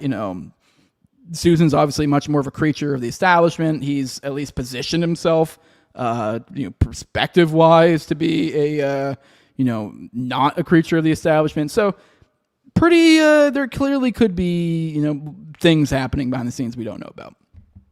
But this is also perfectly believable. I mean, he's saying he's blackout drunk. I mean, the way they've characterized him in the past, I could totally believe that Graham Platner got blackout drunk one night and essentially slept with one of his exes at the time or whatever, and that it was perhaps technically rape in some way, shape, or form. It's perfectly believable. It's totally something I could believe could happen. And I could even see how him being so fucked up or so he may not even have knowledge of it to this day. That's perfectly believable. That's totally something I could see an obnoxious, drunk Platner doing. I don't know. I can see that, if that makes sense. Now, is that the case? I don't know. I don't know. Now, no, am I saying, do I think he's was explicitly, I guess, in a violent way? Do I get that vibe? No, I think it was more like he's being blackout drunk, was being not taking no for an answer, but not in how do I say this? But not in the way that it happens in normal relationships, if that makes sense. I know that sounds awful, but and we're this other person oh, I'm not really, but then you kiss and then and then you realize then you do. It's a little bit different. So it's kind of this, oh no, stop. When it's that's not really what it means. That's and then as they're leaning in as you're kissing on their neck. It's it's yeah, maybe they do, but and then you feel it out, and what a lot of guys, you kind of feel it, and then you go, oh, okay, never. And then actually you may realize, oh wait, it really is a no. But if you are blackout drunk, and if you could totally misread signals to a retardedly ridiculous degree, so it's not that unbelievable. So yeah, I'm just saying, I can completely believe Platner did this. So, but what do we know? What receipts do we have of this occurring? I had been telling him these words like, no, don't, she recalled. And so in his head, I could just imagine like a blackout drunk guy in his head being like thinking it's that situation. You're like, no, that's not. She's very clearly being like, no. So, although once again, we don't know what happened here. If this even happened, she could be lying. No idea. Says, and the look on his face and realizing what's happened, I just realized that like I am in a situation where there's no consent here, she said. She said she tried to separate herself by Platner by telling him she couldn't be in that room anymore, after which he followed her to her bedroom and had sex with her against her will, which I could totally see a blackout drunk guy taking that as like, oh, I don't want to be in this room anymore. And him be like, oh yeah, you want to go to the bedroom? So like, I don't know. Not that I'm trying to make this better. I'm just saying it's not unbelievable. I can understand this. It's believable. So like, it's not like it's like fantastical in any way.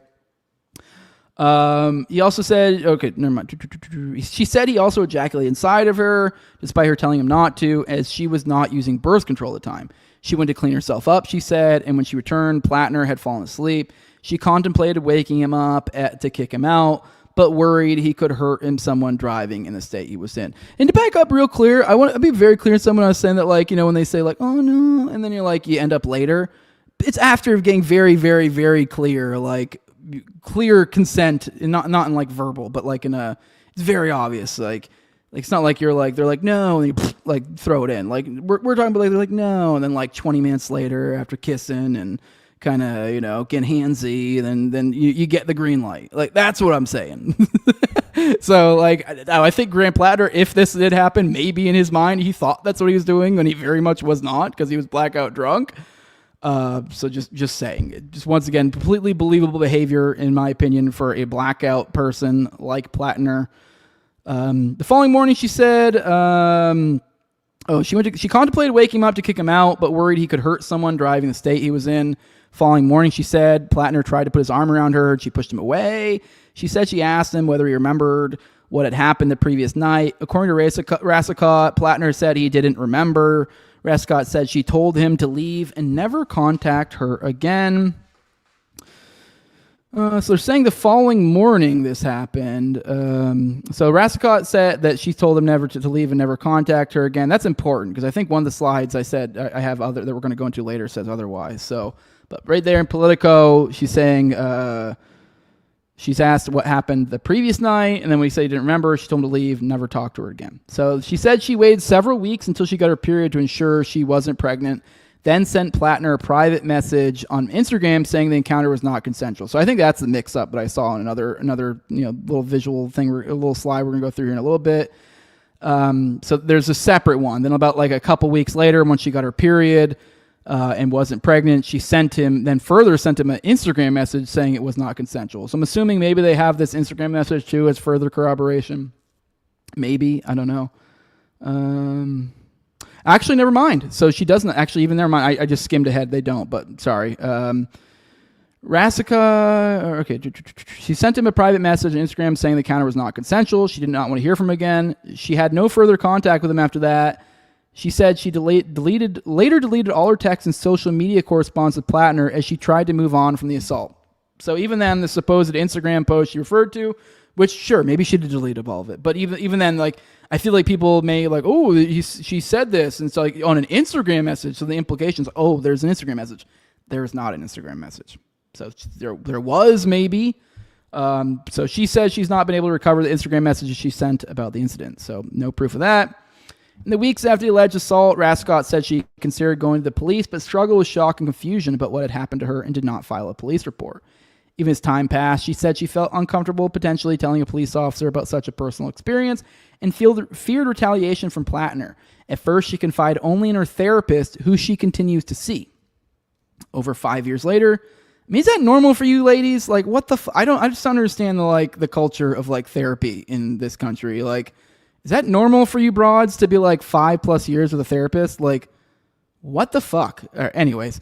Rasco showed Politico recent emails with a therapist in which Rasicott explained she was talking to the media about her relationship with Platner and the SA/rape, using an abbreviation for sexual assault. In the message, Rasicott was not ready to go public and was seeking help corroborating her account and conversations she was having with reporters on condition of anonymity. Okay. Her therapist responded that Rascott shouldn't have to speak publicly about a traumatic incident in order to be believed. Which I know that's kind of fucking stupid. I hate that language that people use, which I understand from a therapy perspective. Like, I mean, you don't, like, in order to be believed, I don't, like, this idea that, like, you are in any way owed belief is ridiculous to me. Like, I also think it's a little bit, like, maybe untoward to, like, do the opposite of that and be like, you're a fucking liar. But, like, you also should be like, okay, well, how do we know this? And I don't know. I think one of the ways to find out what we know would probably be to speak publicly on it. That may help people believe you if that is what you were looking for. Anyways, but you know, obviously, if someone does assault you or something, you don't have to do any of this stuff. But I'm just saying, like, this idea that you're, like, owed belief, I just find it to be ridiculous. But obviously, if you're paying a therapist, then yeah, they probably should, you know, behave like that. Without referencing details of any particular incident, the therapist, who Politico agreed not to name at her request, declined to comment, which when reached on Monday. So even then, this therapist, we don't know who this is, but Politico is saying they talked to her. That seemed like it'd be a weird thing from them to lie about. So they have talked to her supposedly. I don't know, it just seems weak so far, very weak. Rascott also shared details of the alleged assault to the man she dated after Platner, who she began dating in 2022. The man, who was granted anonymity out of concern for his personal privacy, told Politico that Rascott had told him in bits and pieces about a bad experience with Platner before confiding the full details of what had happened in 2023. So, okay, so she was, like, vague about it for a couple years to him and then later told him about it. His account of what Rascott told him about the incident matched what Rascott told Politico, which we don't get to see that. So we're taking how they're defining matching at their word. So I'm sure it probably somewhat corresponds, but I'd be curious to know what he said. Whatever. Rascott shared with Politico a series of private Facebook messages she exchanged with an acquaintance. So this is the acquaintance now in 2023. About a year and a half after the alleged assault and well before Platner launched his political career, in which she cautioned the acquaintance against getting involved with Platner. In the messages, Rascott said she ended up in a bad situation with him, describing Platner as consensually careless and saying he doesn't listen to you when drunk. Reached by Politico, the acquaintance said she received the messages but declined to comment. Okay, so even the person she got the comments from was just kind of like, I don't want anything to do with this. Politico, but I mean, to be fair, she just got a vague comment. Politico granted her anonymity to her request to protect their privacy in her main community. So some random person she warned about. Let me a second. Sorry, it just removed me further down. Where the fuck did this just go? Sorry, here we go. So here is the string of text they're referring to. What the fuck? It keeps bouncing me around the page randomly. Sorry, I'm trying to show you guys a screenshot. Here we go. God, what the fuck? It's like some feds messing with me. All right, I saw your post about oysters the other day. I feel morally obligated to warn you if you were anything more than just friends with Graham. But if you're not, then I'll just shut up for now and give you the scoop sometime. LOL.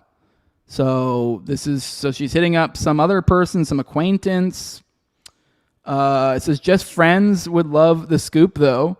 It says, is he still engaged? I was working on fixing up a friend. Oh, I have no idea. With who? Oh, girlfriend. It doesn't even show the politically careless thing. It doesn't even show that. I saw this. I don't know why it's not showing here. I mean, maybe it's not in this article, but I've seen it other places. So, hell, even the picture they showed to corroborate this isn't even that screenshot. So, okay. Anyways, Politico also spoke with a friend Rascott had told about the alleged assault last summer. So, yeah. So, see what I mean? Like, this screenshot they showed of this, back and forth, the one that you're like, I'm going to give you a scoop. It's like, this is like, there's like nothing here. I mean, I don't know. Politico also spoke with a friend Rascott had told about the alleged assault last summer, shortly after Platner launched his campaign. The friend to whom Politico granted anonymity due to fear of social and professional backlash recalled Rascott telling her about the incident, including that Platner had been very drunk and wouldn't take no for an answer. Okay, so I guess this is them perhaps talking to...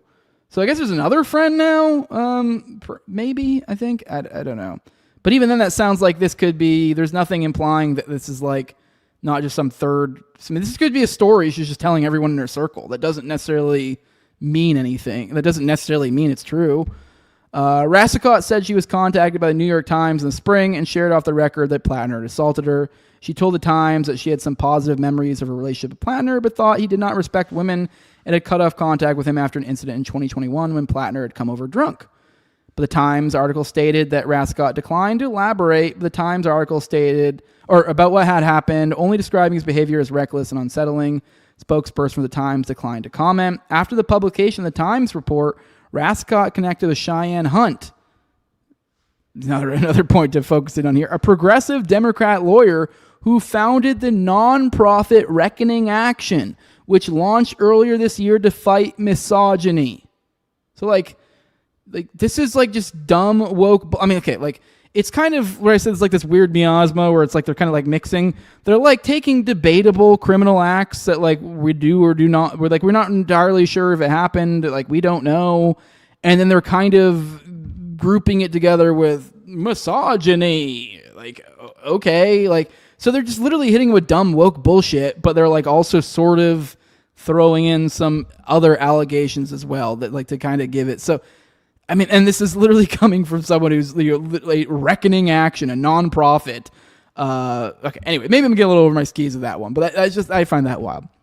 Hunt, who had endured Platner last fall, but renounced her support for him after the Times article, previously supported women who came forward with assault allegations against Representative Swalwell earlier this year, prompting him to drop out of the California gubernatorial primary and resign from Congress. NBC News previously reported that Hunt was working with multiple women who had past relationships with Platner. Hunt connected Politico to Rascott. Reckoning Action exists to confront misogyny in American life in all forms and manifestations, including in bad actors being elected in positions of power. We became aware of allegations before ever being connected with Jenny and have been in contact with multiple women with really troubling allegations. And it just became clear this is someone who's not fit to hold public office. Now, hear that statement and bear in mind the way like this is being framed under the banner of misogyny, and this could literally be these troubling allegations could be as simple as he called a chick a bitch, or it could be as bad as he raped someone. You see how meaningless this is? It's like one being like who fucking cares, and one being like you should be locked up forever. Maybe not forever, but for a long time depending on what it is, but functionally basically forever. After the Times report last month, Platner had said that allegations of physical conduct were simply not true, and his allies seized on Feifeld's conservative political affiliations to suggest their allegations against him in the Times article were motivated by politics. On MS Now last month, after the New York Times report, Platner denied claims that he physically mistreated women, anything alleging physicality, anything alleging that I knew what my tattoo was, which I think he probably did, but like whatever. We'll probably talk about that here in a little bit too. These are the statements of somebody who's politically motivated. He told MS Now, alluding to unrelated allegations about a tattoo resembling a Nazi symbol. Platner had the tattoo resembling a Nazi symbol covered up last fall and said he had not known what the symbol meant. Rascott said she was bothered by Platner's public denial that he'd been physical toward women.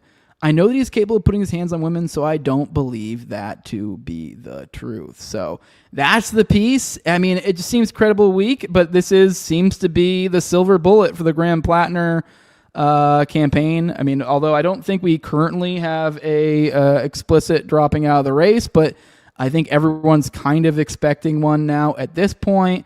But let's check in on the accuser. Let's see what she has to say. She actually went on with Jake Tapper. And so let's see how she characterizes. Give you a little bit more. I guess it's gonna be the same stuff we just read, probably, but sometimes just getting it from the horse's mouth may make a little bit of a difference. Maybe humanize them. I don't know. Maybe you felt something from their body language. But here you go. He was heavily intoxicated, had intentions with me, and wasn't listening when I said no. And you were saying no, don't, over and over. I remember. Obviously I've had to recall a lot of this. This is something that I tried for many years to forget. And so small details, might get past me. But yes, I remember very specifically saying, I'm not into this. I remember that the most, or saying that the most firmly. I remember specifically him like grabbing at my chest, and I like hit his hand and I said, don't touch me. And I remember that during the altercation. And then he kept going. Yeah. I know that you have been very reluctant to tell this story. Very reluctant. Yeah. I'm actually surprised you're here. Thrown up 3 times today. Is that right? Yeah. Why did you ultimately decide to do it? Why come forward? A few reasons. One of the biggest ones is that I think that there are a lot of men in this world relying on the silence of women. All right, lying on the silence of women, whatever the fuck that means. But okay, so this is her. I mean, I don't know. I'm trying not to be like too mean because it's like she could be telling the truth here. Like I guess it sounds like I'm coming out here being like she's a liar, but like she could be telling the truth here. But it's just more the idea that like everyone is engaging with this like it is the truth, like regardless of whether it is true or not, because it's like, what do we know? What is there to indicate the truth of this situation? And we just read the piece. We showed you what there was. I mean, she could literally just be telling her friends this. This could just be a story she's telling. There is nothing it's literally just, there's nothing, there's like a disparate group of friends that she has referenced this to, sort of, in varying degrees of ambiguity. So like, what is this? Like, this is functionally nothing. Let's check in on Michael Tracy. You can count on him for these situations to come in and throw some doubt. You can count on him to come in on situations where you shouldn't be throwing some doubt as well. But hey, there's a healthy component to this sometimes, and this is one of such moments. This is what I was referencing earlier, where he's like kind of throwing a little bit of shade on what's her name, Rassicot here. So this is Michael Tracy. He says the woman now accusing Graham Platner of sexual assault and/or rape, Jenny Rassicot, already spoke. What is even the difference? I mean, isn't one just more specific? Whatever. I don't want to get off on that tangent. Already spoke to New York Times for its June 4th article on Platner. In that article, she recounted having positive memories of her relationship with Platner, but said there was an episode in 2021 about which she declined to elaborate that she found reckless and unsettling.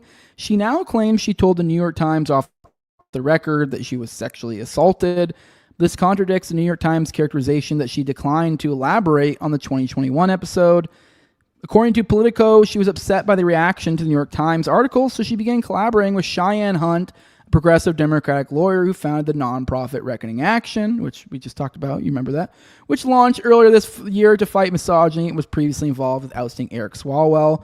By the way, have any of those Swalwell rape claims been corroborated yet? Which I think we covered that too. I mean, I don't remember if we got into the weeds on the rape claims, but like, it sounded like they had like a video or I forget. I don't know. I think we meant to get into that one and we never really did. We only got into it a little bit. Got overwhelmed with a deluge of other actual important stories. Hunt then connected Rassicot with Politico, which now claims that at first she confided only in her therapist, who she continues to see, but the therapist declined to comment when reached on Monday. Says, why would the therapist decline to provide corroboration if authorized to do so by Rassicot? Okay, that's interesting. I did not catch that little bit from Michael Tracy there, so maybe I'll have to go check the piece and reread it a little bit then. Read it. So maybe there's something that I missed there, but it sounds so. Apparently in the piece, which I already exited out of like an idiot, my bad.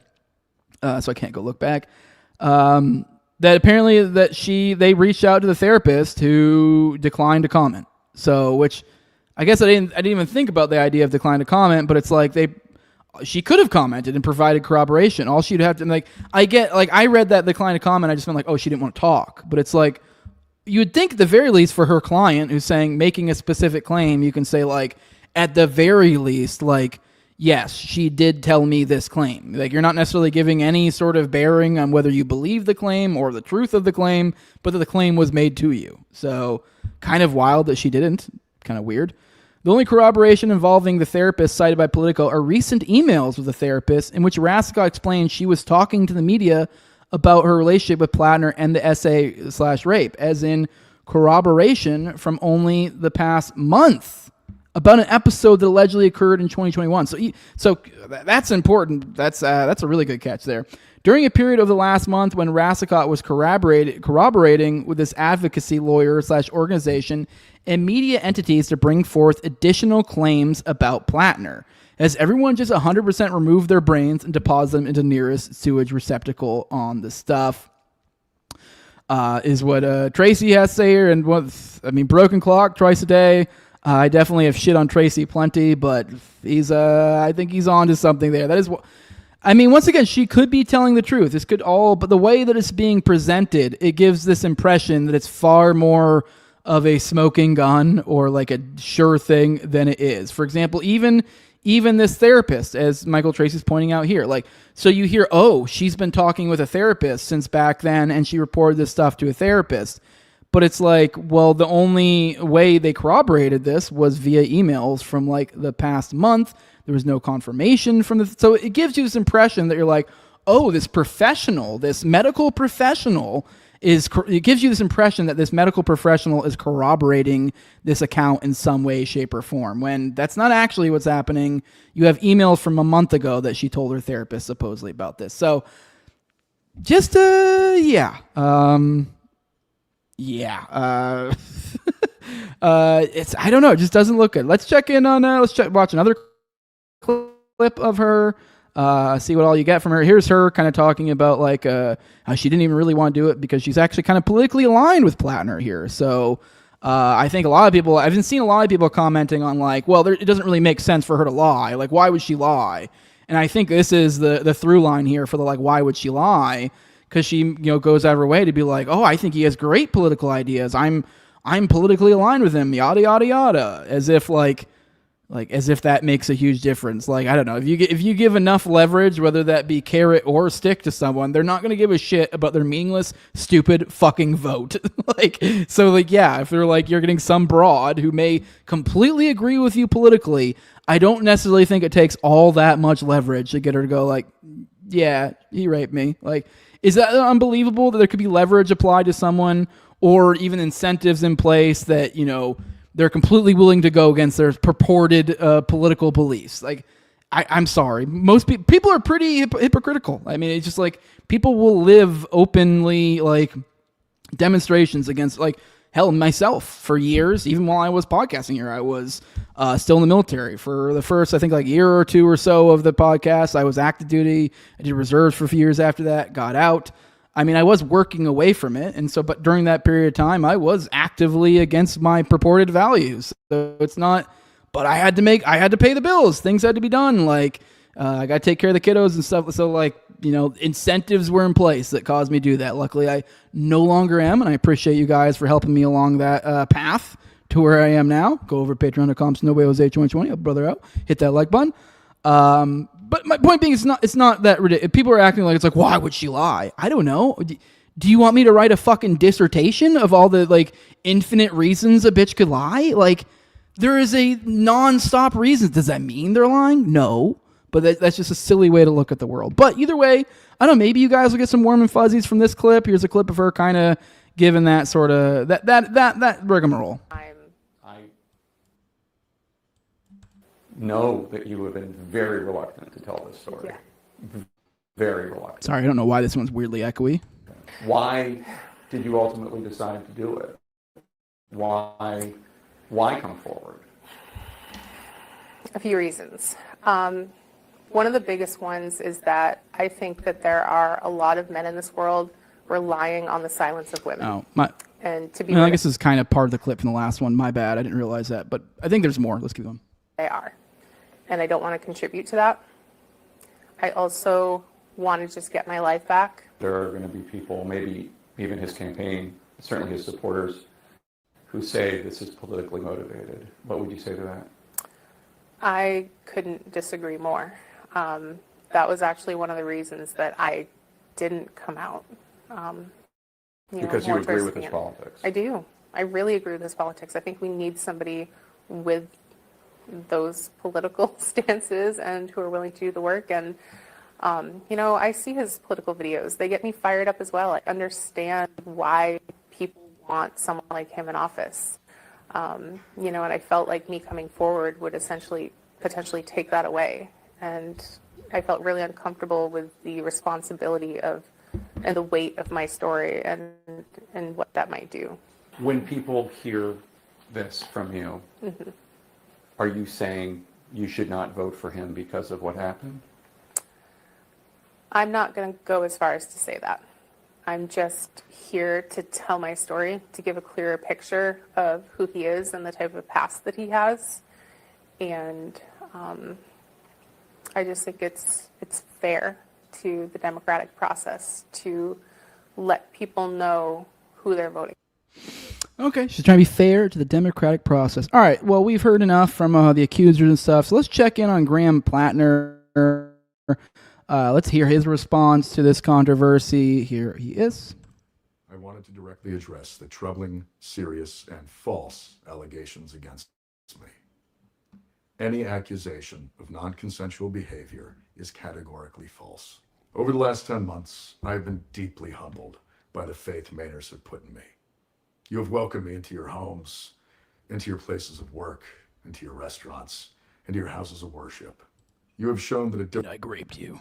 Different kind of politics, one that puts the interests of people over corporations, is not just possible, but is inevitable. This movement we have built, the largest volunteer base in the history of Maine politics, the hundreds of thousands of grassroots donors, and the supporters across the ideological spectrum, we were united in a love of Maine, a belief that our politics must change, and a focus on defeating Susan Collins. So, regardless of the inaccuracy of the reporting, but mindful of the political reality it will inflict, we are taking the time to reflect on the best path forward for the state that I love, the people that I love, the movement I belong to, and the goal of defeating Susan Collins. Those were the goals when we launched this campaign, and they remain my goals today. On June 9th, 154,058 Mainers, the most in primary history, voted to reject a broken politics beholden to Washington and the donor class.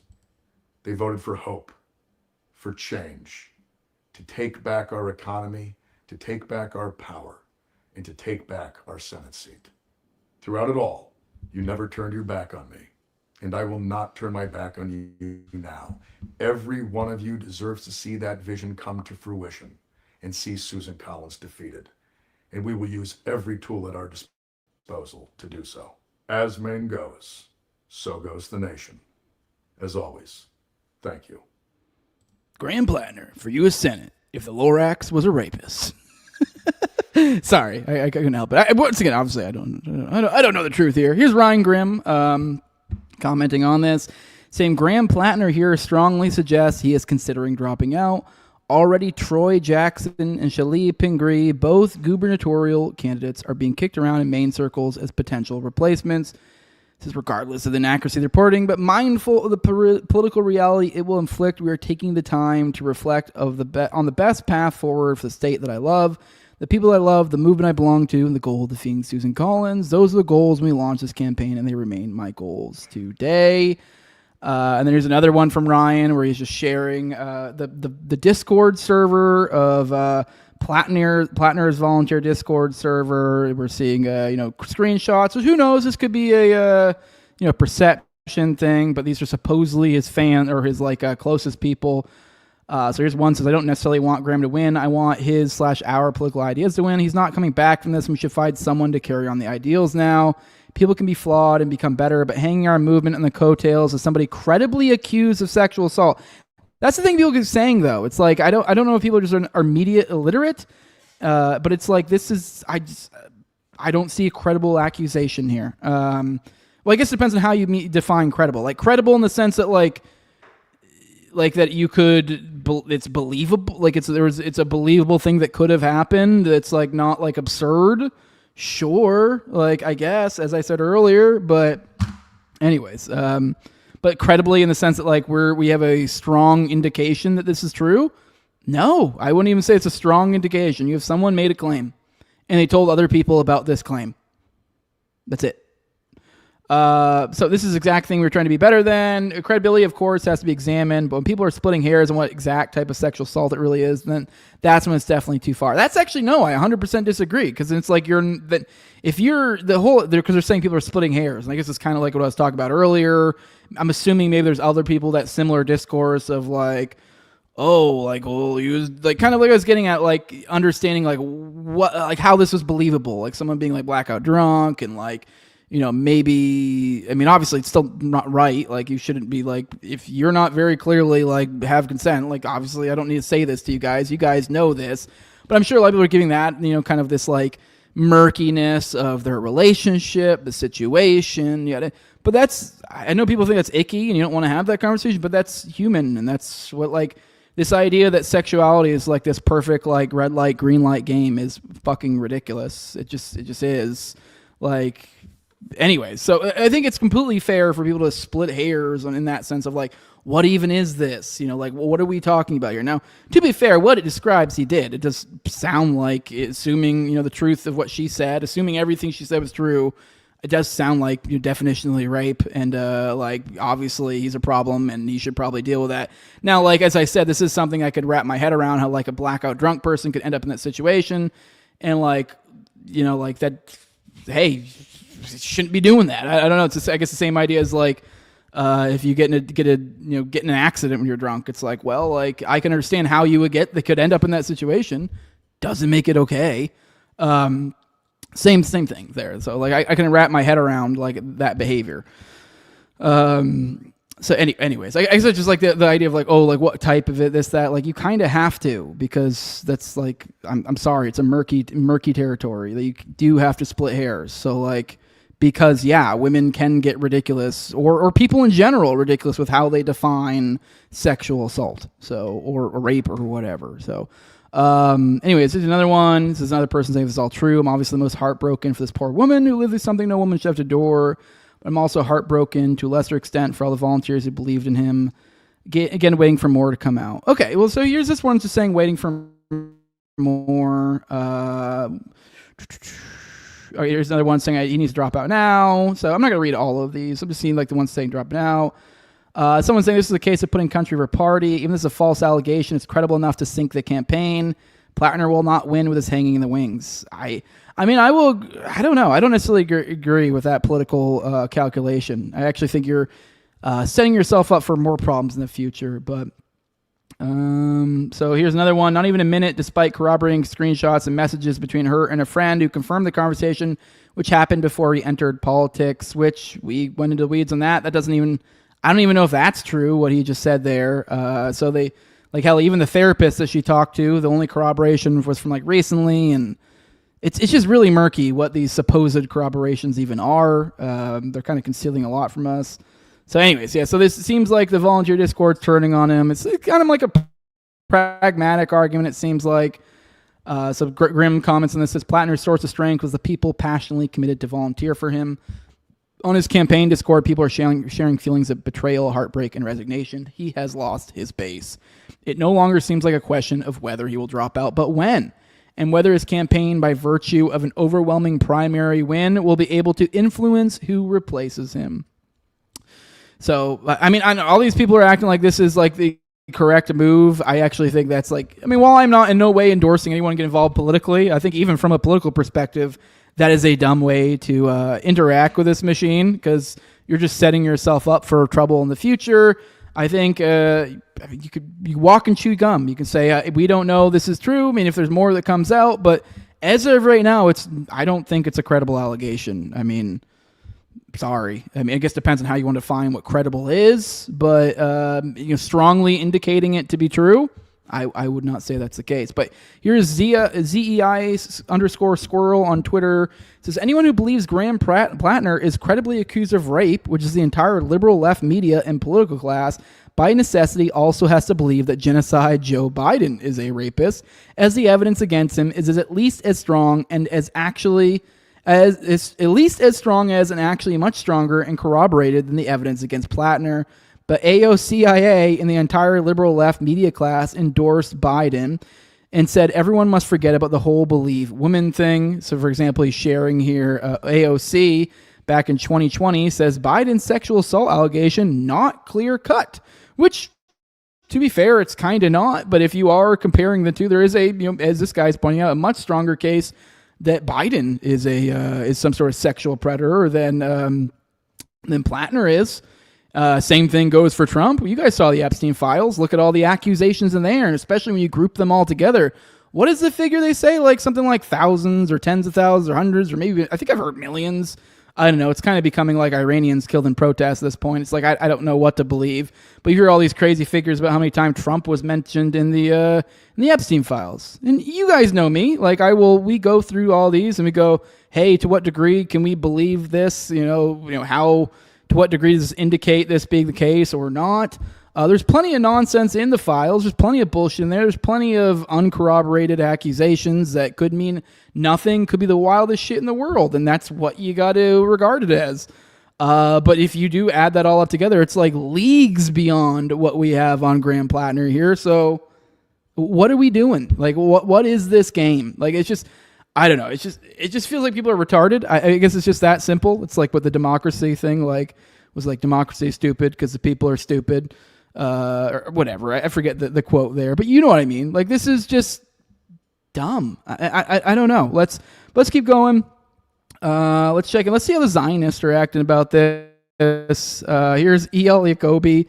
And I thought it's kind of a little extra wrinkle in this. He's kind of known as being like the anti-war guy. Now, I don't know how anti-war he really is. Like I said, I'm not entirely too familiar with his politics, and I am suspicious of his kind, but either way, the Zionists do seem to be gleeful about this, which checks out. But either way, here's E.L. Jacoby, and I figured the Zionist at least gives us a good overview of like what the controversies have been with Graham Platner. So first, literally has a Nazi tattoo. So okay, I guess we could talk about that real quick. We made fun of that on this show forever ago. I just want to go ahead and point out that actually, we'll come back to that. We'll come back to the tattoo here in a second. Fuck it. We'll cover it right now. The tattoo, he had like a tattoo here that was, I think, with a Totemkopf, skull, which I believe was, let's look it up real quick. I believe it was like one of, let me see, Totenkopf. I was saying Totemkopf. Let's see, skull. Let's look up that. I think it was for like a specific like unit or something, if I recall correctly. It's let me see. Sorry, I guess Totemkopf actually just means death's head in German, but it's also like a certain type of head. It's most widely recognized as the emblem for the Nazi SS. Was it? Oh, it was. Okay, so it was a Nazi SS one. Even I didn't know that. I didn't realize that. It does look familiar, but I didn't realize that it was literally. So here you go. Here's the Totemkopf. So here's the Nazi. So I did not realize it was actually the SS one. I didn't realize it was that on the nose. This just looks like a cool skull to me, honestly. And so, but his story that he went with this one was that like he I forget where he was at. I think he was in like Europe or something. He was stationed or somewhere in Europe. So in an area that like you could maybe believe finding this on a wall in some like tattoo shop somewhere. Which, honestly, this is the sort of design I could see being on a seedy tattoo shop in America, in pretty much every state. So it's even more believable if you're, like, in a region that was, like, that actually has more symbolic ties to, I guess you could say, that it would show up more there. So, but either way, he got the Totemkopf skull tattoo. He had it on his chest. Which, yeah, like I said, I believe it's like the Nazi SS death's head stuff. I believe it's also kind of like known for being like kind of tied to like how do I put this, like certain like gladio elements and stuff like that too. So it kind of gets into like, I guess you could say military intelligence elements. You could say is sort of the symbolism that's kind of evoked by Totemkopfs as well. And now Graham Platner, I believe he was a Green Beret or something like that. I know he was I believe he was some sort of spec ops. And then he ended up, after his time in the military, he then went to go work for not Blackwater. He said it was not Blackwater. So anyway, so to the point of like, these, I don't know, we'll come back to kind of piece these things together. But either way, he got that, and then he did end up getting covered up, which, funny enough, it's kind of like hard to make all this symbolism click for you guys. But here is, and what he got instead of the Totemkopf skull, he got it covered up with what looks like a Celtic knot. And I believe this is supposed to be, I remember looking at this before, I believe it's supposed to be Fenrir. I think it's like Fenrir was he like supposed to burst from the moon or the sun or something like that? Like, I think that's what's occurring here. So it's like a Celtic knot. It's Fenrir, which is like the, this end of times, like apocalyptic deity in Norse mythology, which it's also a gray wolf if you look at it too. So there's like multiple ways to like kind of understand this symbolically. Gray wolves was one of the most renowned gladio units, the gray wolves. Also, if we're talking symbolism, and everyone goes, you're a Nazi, and you're like, sorta, maybe sorta, like, so you know what? Maybe he did go to a tattoo shop and goes, you know what? I am literally a Nazi. I believe in National Socialism, and I want to get a Nazi tattoo. Maybe that is what happened. But if you do look at the symbolism, if you understand these military units and the symbolism behind them and like what it means, you're like, what the? I gotta be real. I mean, maybe I'm being schizophrenic, but I see Gladio. Which at the same time I say it's sort of, because a lot of people don't realize when you talk about Gladio, you are talking about the dialectic of communism versus Nazism, which is kind of how that period of time kind of got like summarized. Like this is a stupid dialectic, the stupid binary that was formed is like communism or Nazism. And so this is where, like the Gladio Wars sort of stuff occurred. Like they were, co-opting supposed communist groups and essentially like egging on this shadow wars, I guess you could say.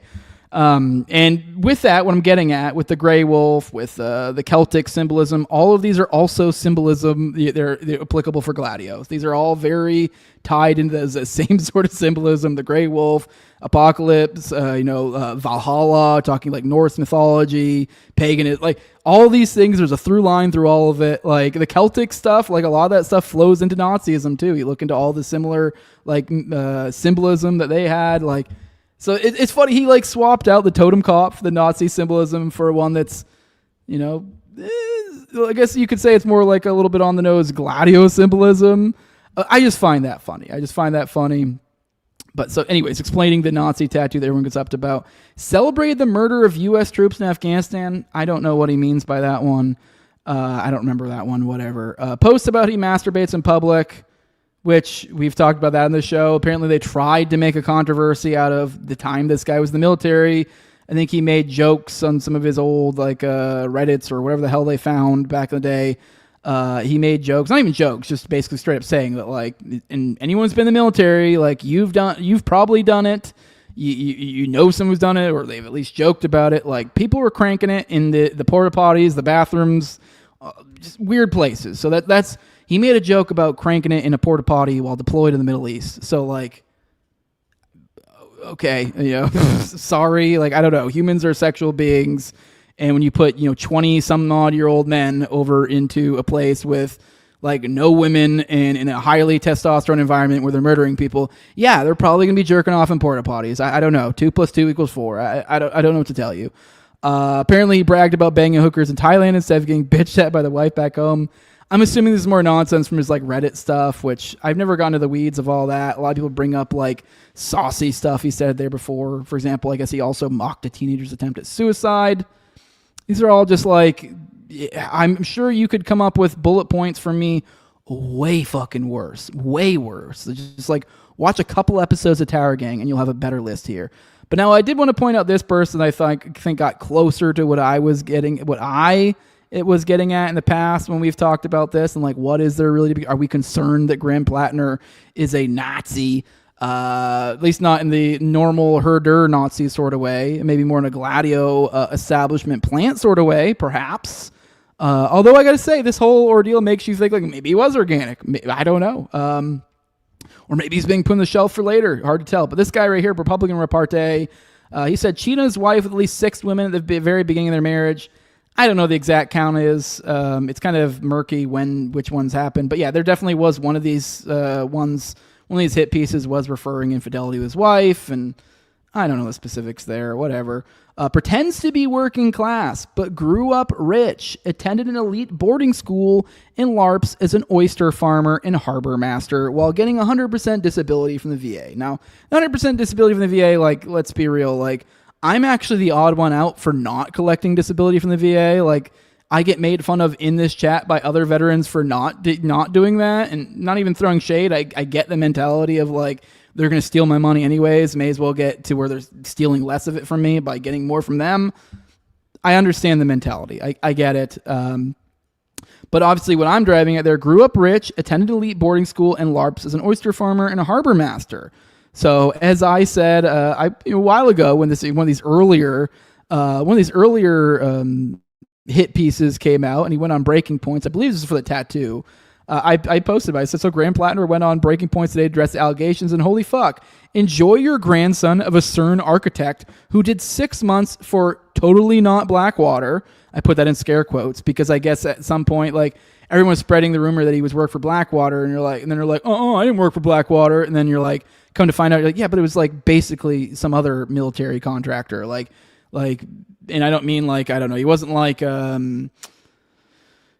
building bases over in like in like building up new deployed locations or something. Like he was like, no, he was part of like military, like doing military shit as a civilian over there, if that makes sense. Like he was doing Blackwater shit, but I think it was like technically not literally Blackwater. And then he later came out and then he decided to become a meager oyster farmer and a populist voice for the people. So now what am I talking about here? Is a piece we covered way back in the day, so I'm not going to bore you with all of it. I know we covered this on one of our pieces digging into the Platner phenomenon.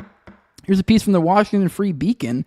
It says, working class Graham Platner attended elite $75,000 a year prep school known for famous government alumni. So this is guys like, he's got this populist saying, I'm just a good old boy. I'm just a populist. I'm just a oysterman, fisherman. Like, meanwhile, he's like basically kind of embroiled in these like military intel. His grandpa, I believe, was like one of the architects for CERN. Like CERN. The whole thing. People always make jokes about somehow transforming reality. I have no idea if that's true or not. Either way, it's spooky as fuck. That's big grandpa's Platner's grandpa, and he also was attending this $75,000 a year school. So let's read the first couple paragraphs. So Democratic Senate candidate Graham Platner, the self-described working class Mainer, attended an elite boarding school in Connecticut that costs upwards of $75,000 a year. Its alumni include Supreme Court Justice Potter Stewart, former CIA Director Porter Goss, Clinton family crony Strobe Talbot, Mackenzie Scott Bezos, and the veteran news anchor Chris Wallace. So, and they pulled from a newspaper from '99 reporting on him being there. So just kind of more of this idea is like, is he exactly who he's portraying himself to be? Perhaps he is. Like I said, these accusations kind of at least give the impression he's more legit than we thought, but you do also always need to be concerned about plants because, I mean, how many times do you got to, fall for it again before you go, oh, it's like when you need a hero, they'll make one for you. So it's like anytime you have somebody that's like seems too dang good, it seems like it's like, I mean, it's the same thing with Trump. Everyone's like, well, the establishment hates him so much. Is Platner another one of these situations? I'm not entirely sure. I'm completely open to it. He has all of the hallmarks to me of, so far as pattern recognition goes, as being some sort of military intelligence or military intel like industry plant or political plant. That's exactly what he looks like. Now, is he that? I don't know. I'm just kind of looking at the patterns that are being formed here, the way he's moved. Maybe he really did just kind of went through the ringer. Maybe he saw the government just like I did, and thought better of it after his time there. So perhaps people are complicated. It's hard to know, but at the same time, this is why you shouldn't trust these political people because, I mean, this isn't the way. I mean, maybe I had one of these days like really go back to my theory stuff because like this, my whole point is like this isn't the way. Like, I mean, maybe, and I make the point that like perhaps there's better arguments for like more local or this or that, but at the very least, like the larger the political platform we're talking about, the less it basically fucking matters, and the more you should probably not be engaging with it. I'd say generally speaking, you shouldn't be because it's a losing game. Like this is going to bite you in the ass later. Hell, even this whole rigmarole right here, the idea that people are giving into this impetus of their possibly like maybe he did, and they're like on this weak evidence, people are going, well, he's got to drop out. Like that right there in of itself is kind of already like an indictment on the political system. You've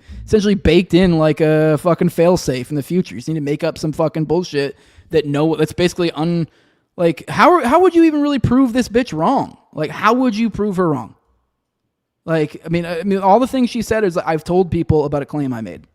Like it's not unbelievable at all. She told people about a claim she made. But anyways, yeah, so my point being is like this isn't the method. Like so, like they insert these political plants. And maybe he's not a political plant, regardless of whether he is or not. Like even the idea that this is a concern is kind of the point. So like, this guy, these are people to watch out for, is what I'd say. So now, would I be least bit surprised if he re-enters the political arena, in future years and plays some sort of interesting part in something? Wouldn't be least bit surprised. I have no idea. Who knows? Sometimes people just have spooky connections, and that's just the end of it. But dude was going to kind of bumping elbows with kind of the top brat or some of the big dogs, it seems, in the schools he was running with. He was also essentially in the military intel world, basically. Because not military intel might not be the right way to put it. Because I think he was. Let me look it up. I keep saying, what was he? Was he Green Beret? Let's look it up. I want to make sure I'm getting it. Or was he a Marine?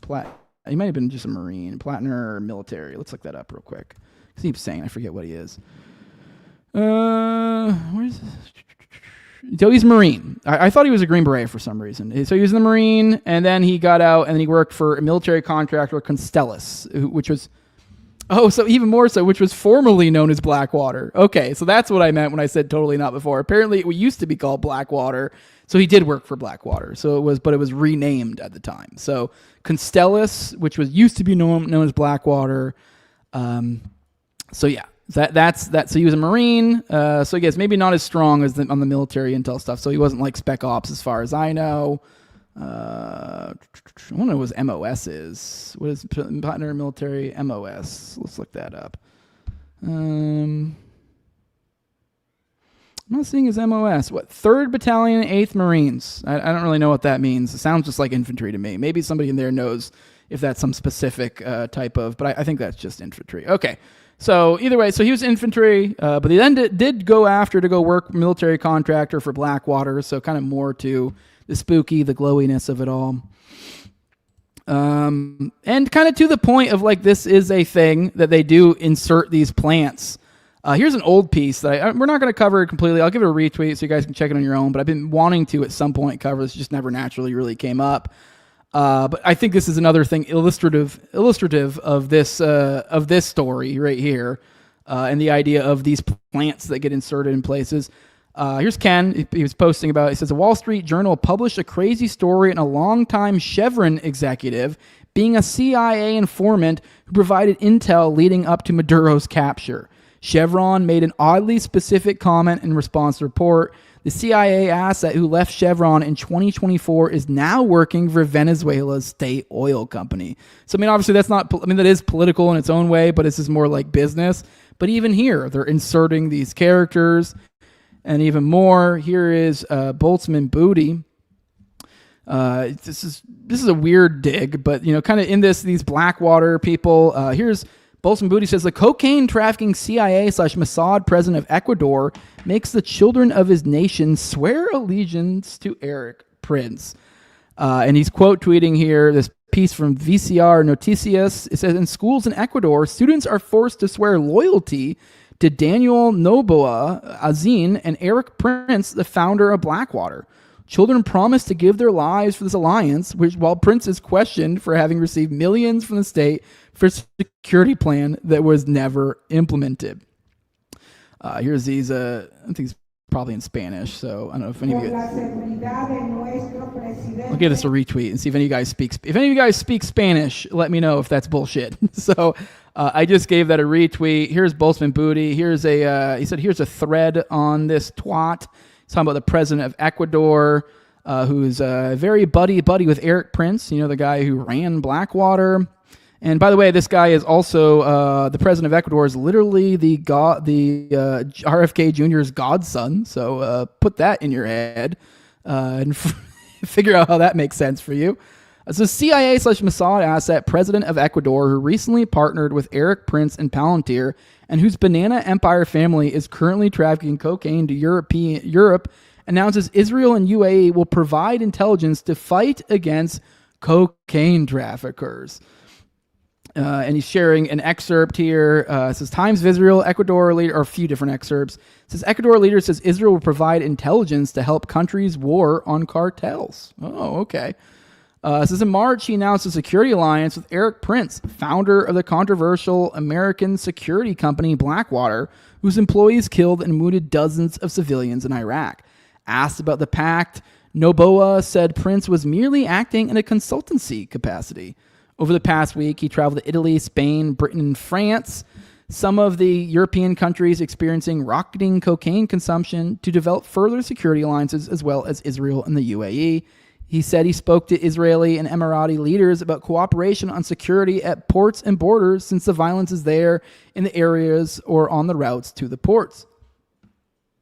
In March, he announced a preemptive amnesty for security forces fighting gangs in the violence-racked port of Guayaquil, despite allegations of gross rights abuses by the military, particularly.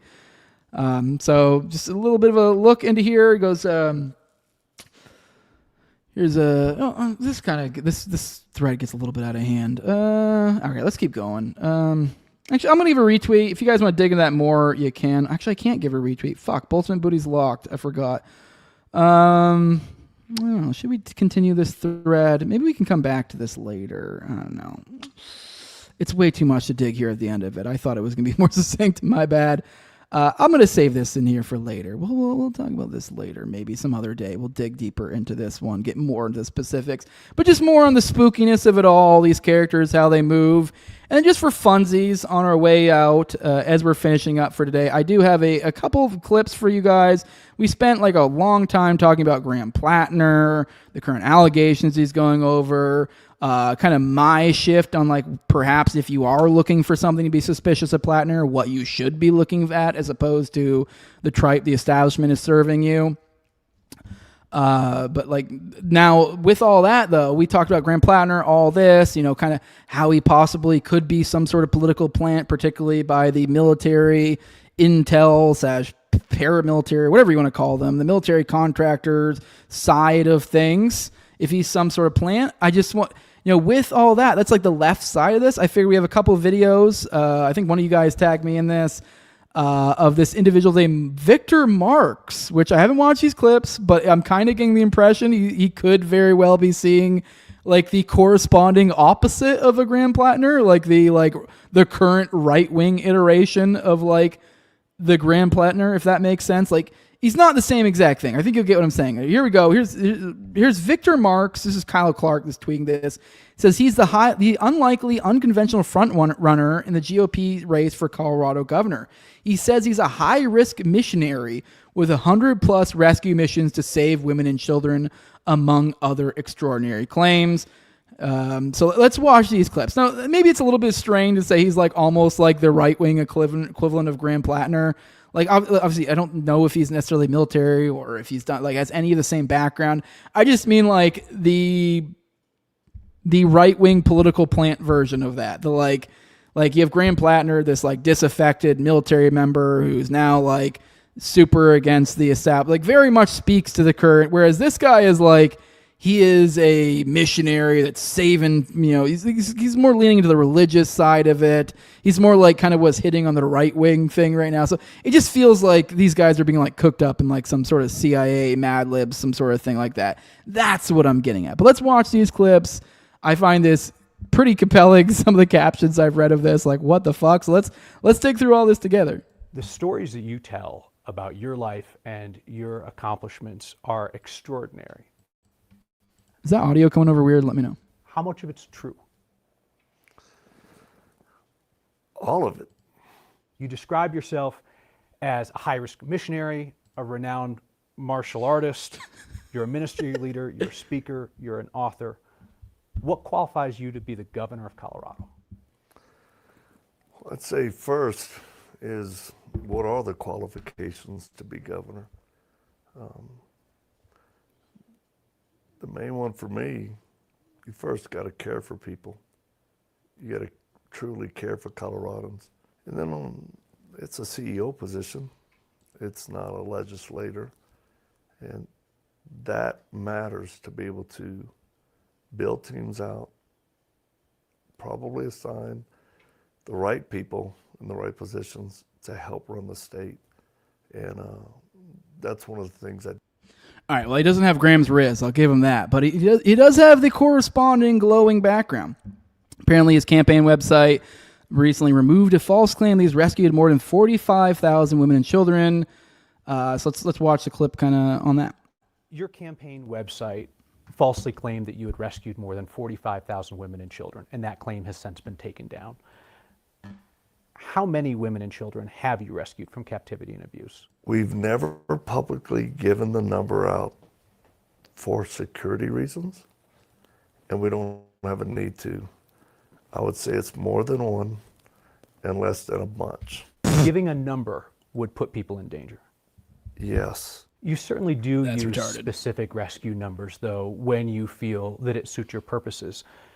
You wrote in February of this year, just last month our team rescued 43 children from the grips of evil predators. Where did that rescue of 43 children happen? In the U.S., and that was by, through, and with law enforcement through a special operations that we do with protecting children's innocence.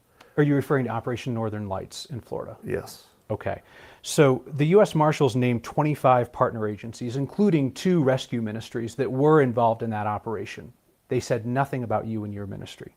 But you're claiming credit for those 43 rescues? They didn't even mention you. Does that mean we didn't help them? No, I'm just curious. All right. Well, I read we're gonna keep going with this, but saw these, and like I said, this is a dump. I don't always go through this stuff together. We're kind of throwing it all. So I did get the impression this is kind of like an inverse glowy, just a different backstory, but still kind of glows. I saved a bunch of people and we killed a bunch of people and we did this and that, and I was in South America, and just very glowy.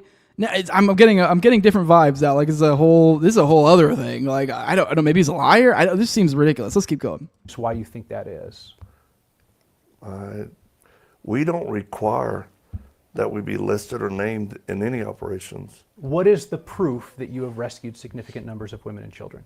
Well, I just walked you through our training center. You show me your own photographs. Yeah. Which are not proof of anything other than the fact that you took a photo with someone. People believing it or not, it has. All right, so maybe this less fits with the commentary on him being a right-wing Graham Platner, and more being kind of creating a foundation of understanding when it comes to claims. It's kind of with where we started with the allegations against Platner. So this guy has made apparently a whole bunch of crazy claims about saving kids. It looks like he's getting some pushback. So I guess in that sense, it fits with this overarching topic we have here. No bearing on our work. Let me throw out another theory, and you can tell me what you think about it. Okay. What if the reason that you won't say how many women and children that you've rescued is because that number is actually quite small? But admitting that would hurt your fundraising. And now it would hurt your political campaign. So you cite individual stories of rescues, this one story in depth, this one story in depth, and then you tie those individual anecdotes together with big numbers, like we've helped 45,000 women and children. And if people think that your operation is bigger and more impactful than it is, it helps you financially, and it now helps you politically. I don't think that's true. And whether people think we rescued 1 or 100 or 300 or 3,000, I think the response is still going to be the same. We're doing the work that we say we do. All right, I got one more on this guy. Just found this guy pretty crazy compelling.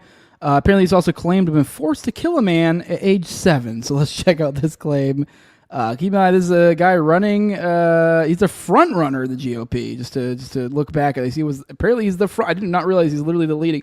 As we were going through these clips, I'm like, he must just be some third party or some write-in candidate or something. No, this is the front runner of the GOP. Let's watch this. Your claim that your abusive stepfather forced you to kill a man when you were 7 years old, is that the only person you've ever killed?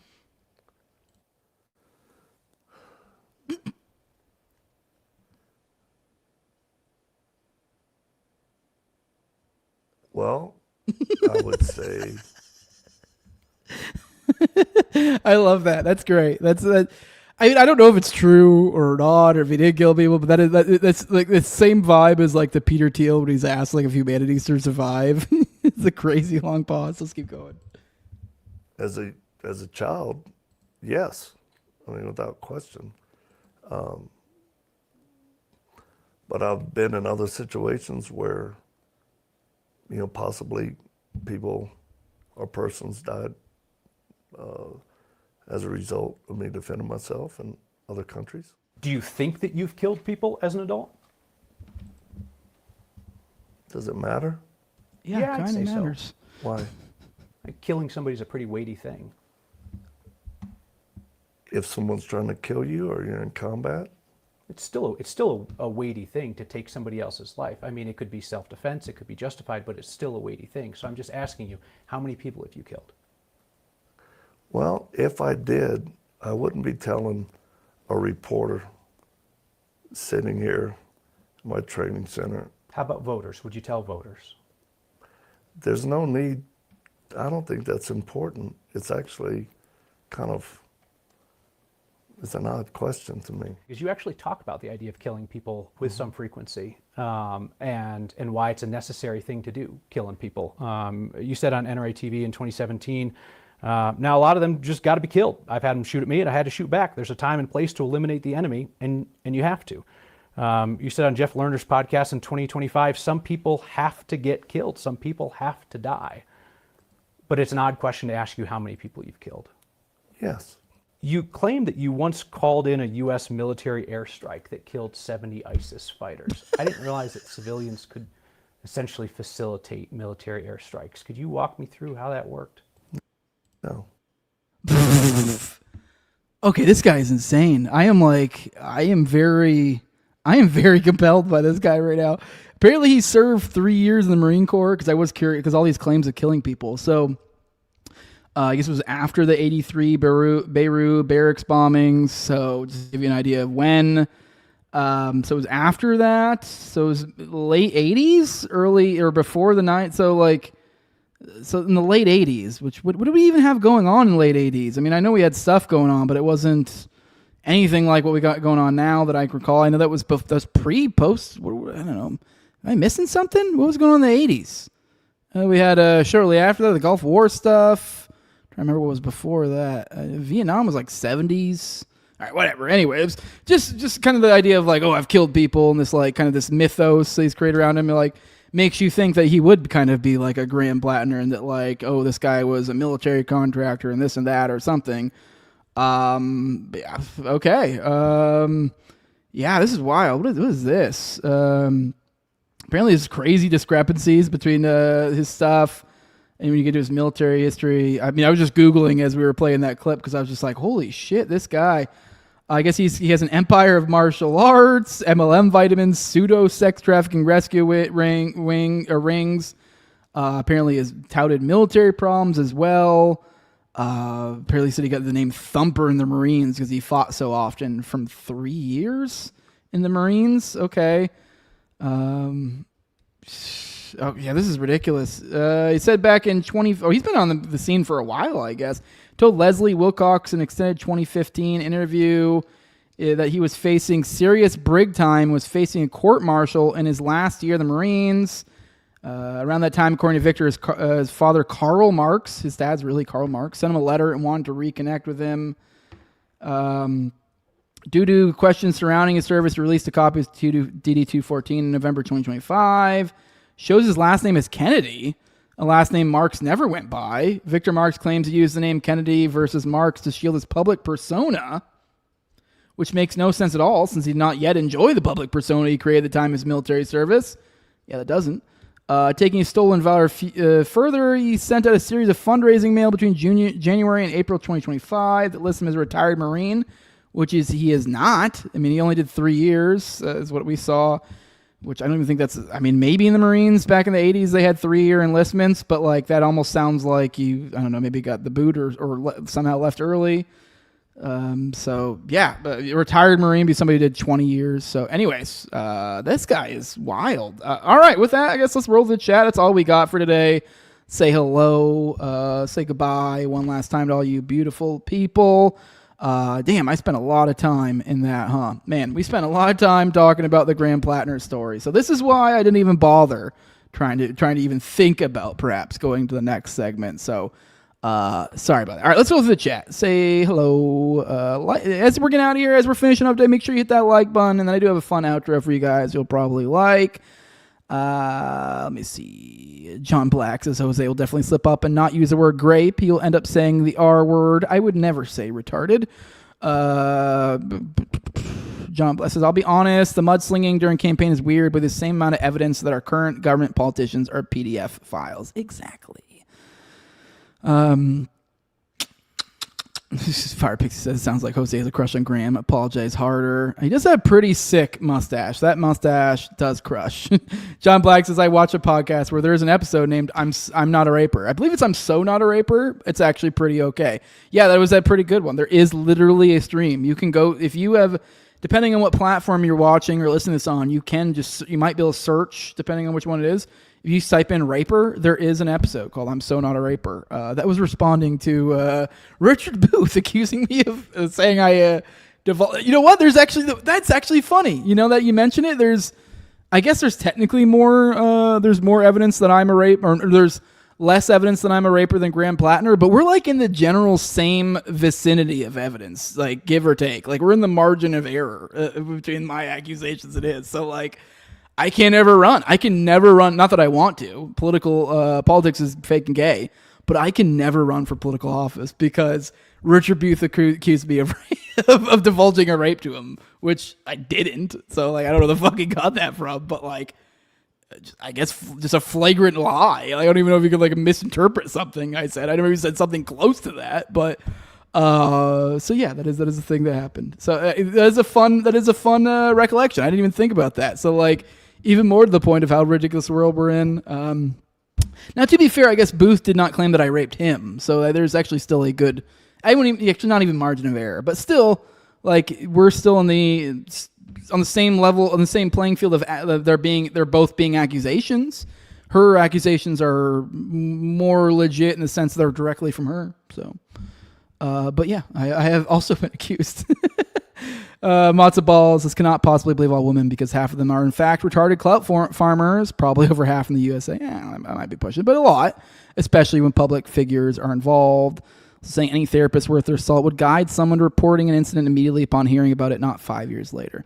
I don't know. Like, obviously I didn't get trained in therapy. I know as gay as it is being in the military, I actually did get a lot of training, especially particularly from like a supervisory perspective. So like I did get the like generic training stuff that you get for like how you deal with people going through this stuff as like a supervisor or something. Like obviously it's a little bit different than like a therapist, but like, I mean, even they told us like when it comes to reporting, like you don't really like pressure them one way or the other. So I mean, I actually would disagree with that. It's like they would probably very much couch it in like it's kind of your choice, what you want to do, yada yada. And so it's more about like helping them heal in that sense. But I don't know. So I don't even know if that's necessarily the case. Good morning, JC. Good to see you here. Good morning. Good morning. He's doing some landscaping. He says, hell yeah. But yeah, women should. Okay, never mind. What else we got here? Fire Pixie saying the skull was in the middle of those death head SS rings. You are correct. I did not know that. Good morning, Black Eye. Good morning, good morning, good morning, Burning Orchid. Says Ayel Jacobi is a Zionist propagandist. Why anyone still follows that god-awful woke crybaby is beyond me. Yep, you're probably correct. What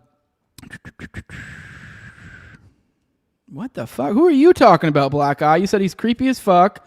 This was about 10 minutes ago. Were we still talking about the Colorado guy? He says claimed to have killed a cat and worn it at his head at Tigre, whatever Tigre is. I'm assuming you're talking about the Marks guy because that sounds like something he would do. Good morning, WC Cola. Says, what did I miss? Did this bloke do a rape? He's so not a raper. Actually, I don't know. Maybe he's a raper, maybe he's not. He's Schrodinger's raper. Man, I've said rape way too many times in this episode. Who else we got? Good morning, Jimmy Rodriguez at 2:05. Hell yeah, I'm finally going to catch a live. I'll listen to it at work tonight. Laughing, obviously. I think you know that we're leaving. So you showed up right as we finished up there. So it's rape or be raped out there. Says WC Cola. Good luck. And one more rape for you, beautiful people. Graham Rapiner. There you go. There's a good one. You guys can use that one. I like Grapin Graham Platner because it makes me feel like, like you'd have like a Celtics, like those like Boston style like things, like it's like an old timey political like name is what it feels like.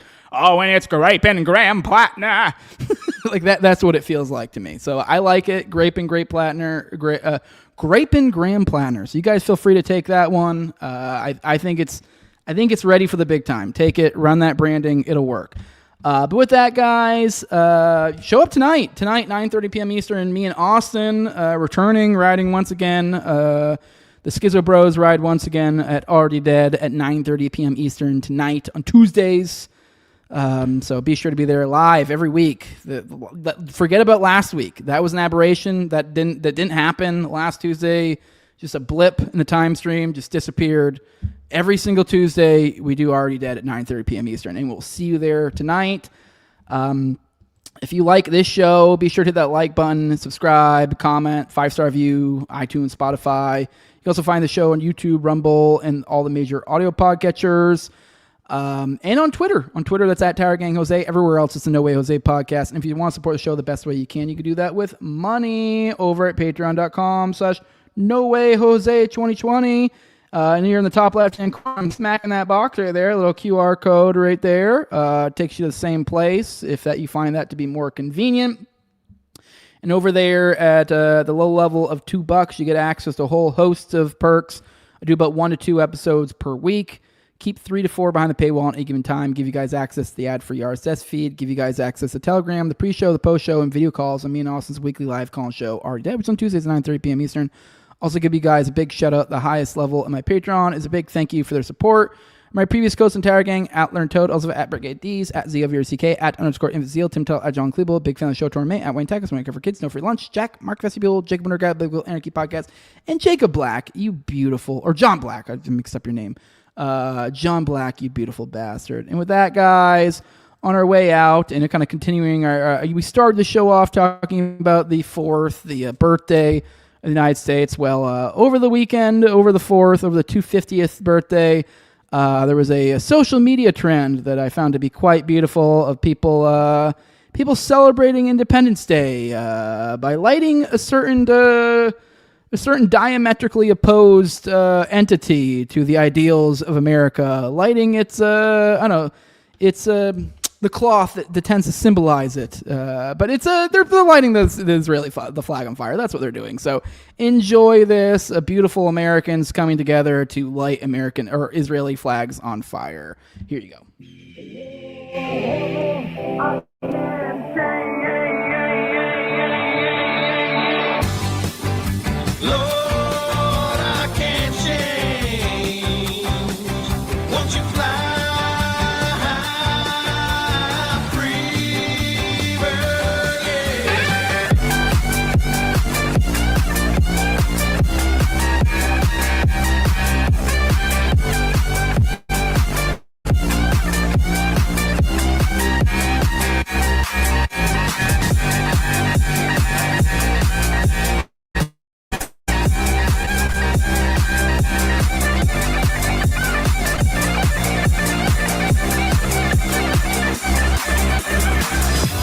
I burned this evil flag on the 4th of July in remembrance of my 34 brothers tattooed in my arm were slaughtered by Israel June 8, 1967.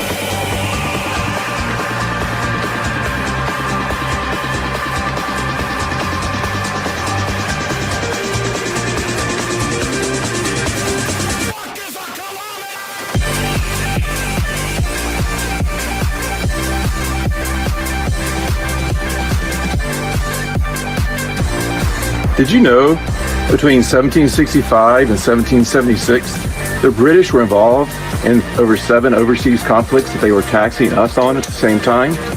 And did you know that since 2001, Israel has had us involved in over 7 different conflicts while we're getting taxed on it by them and their neocon bodies in the United States?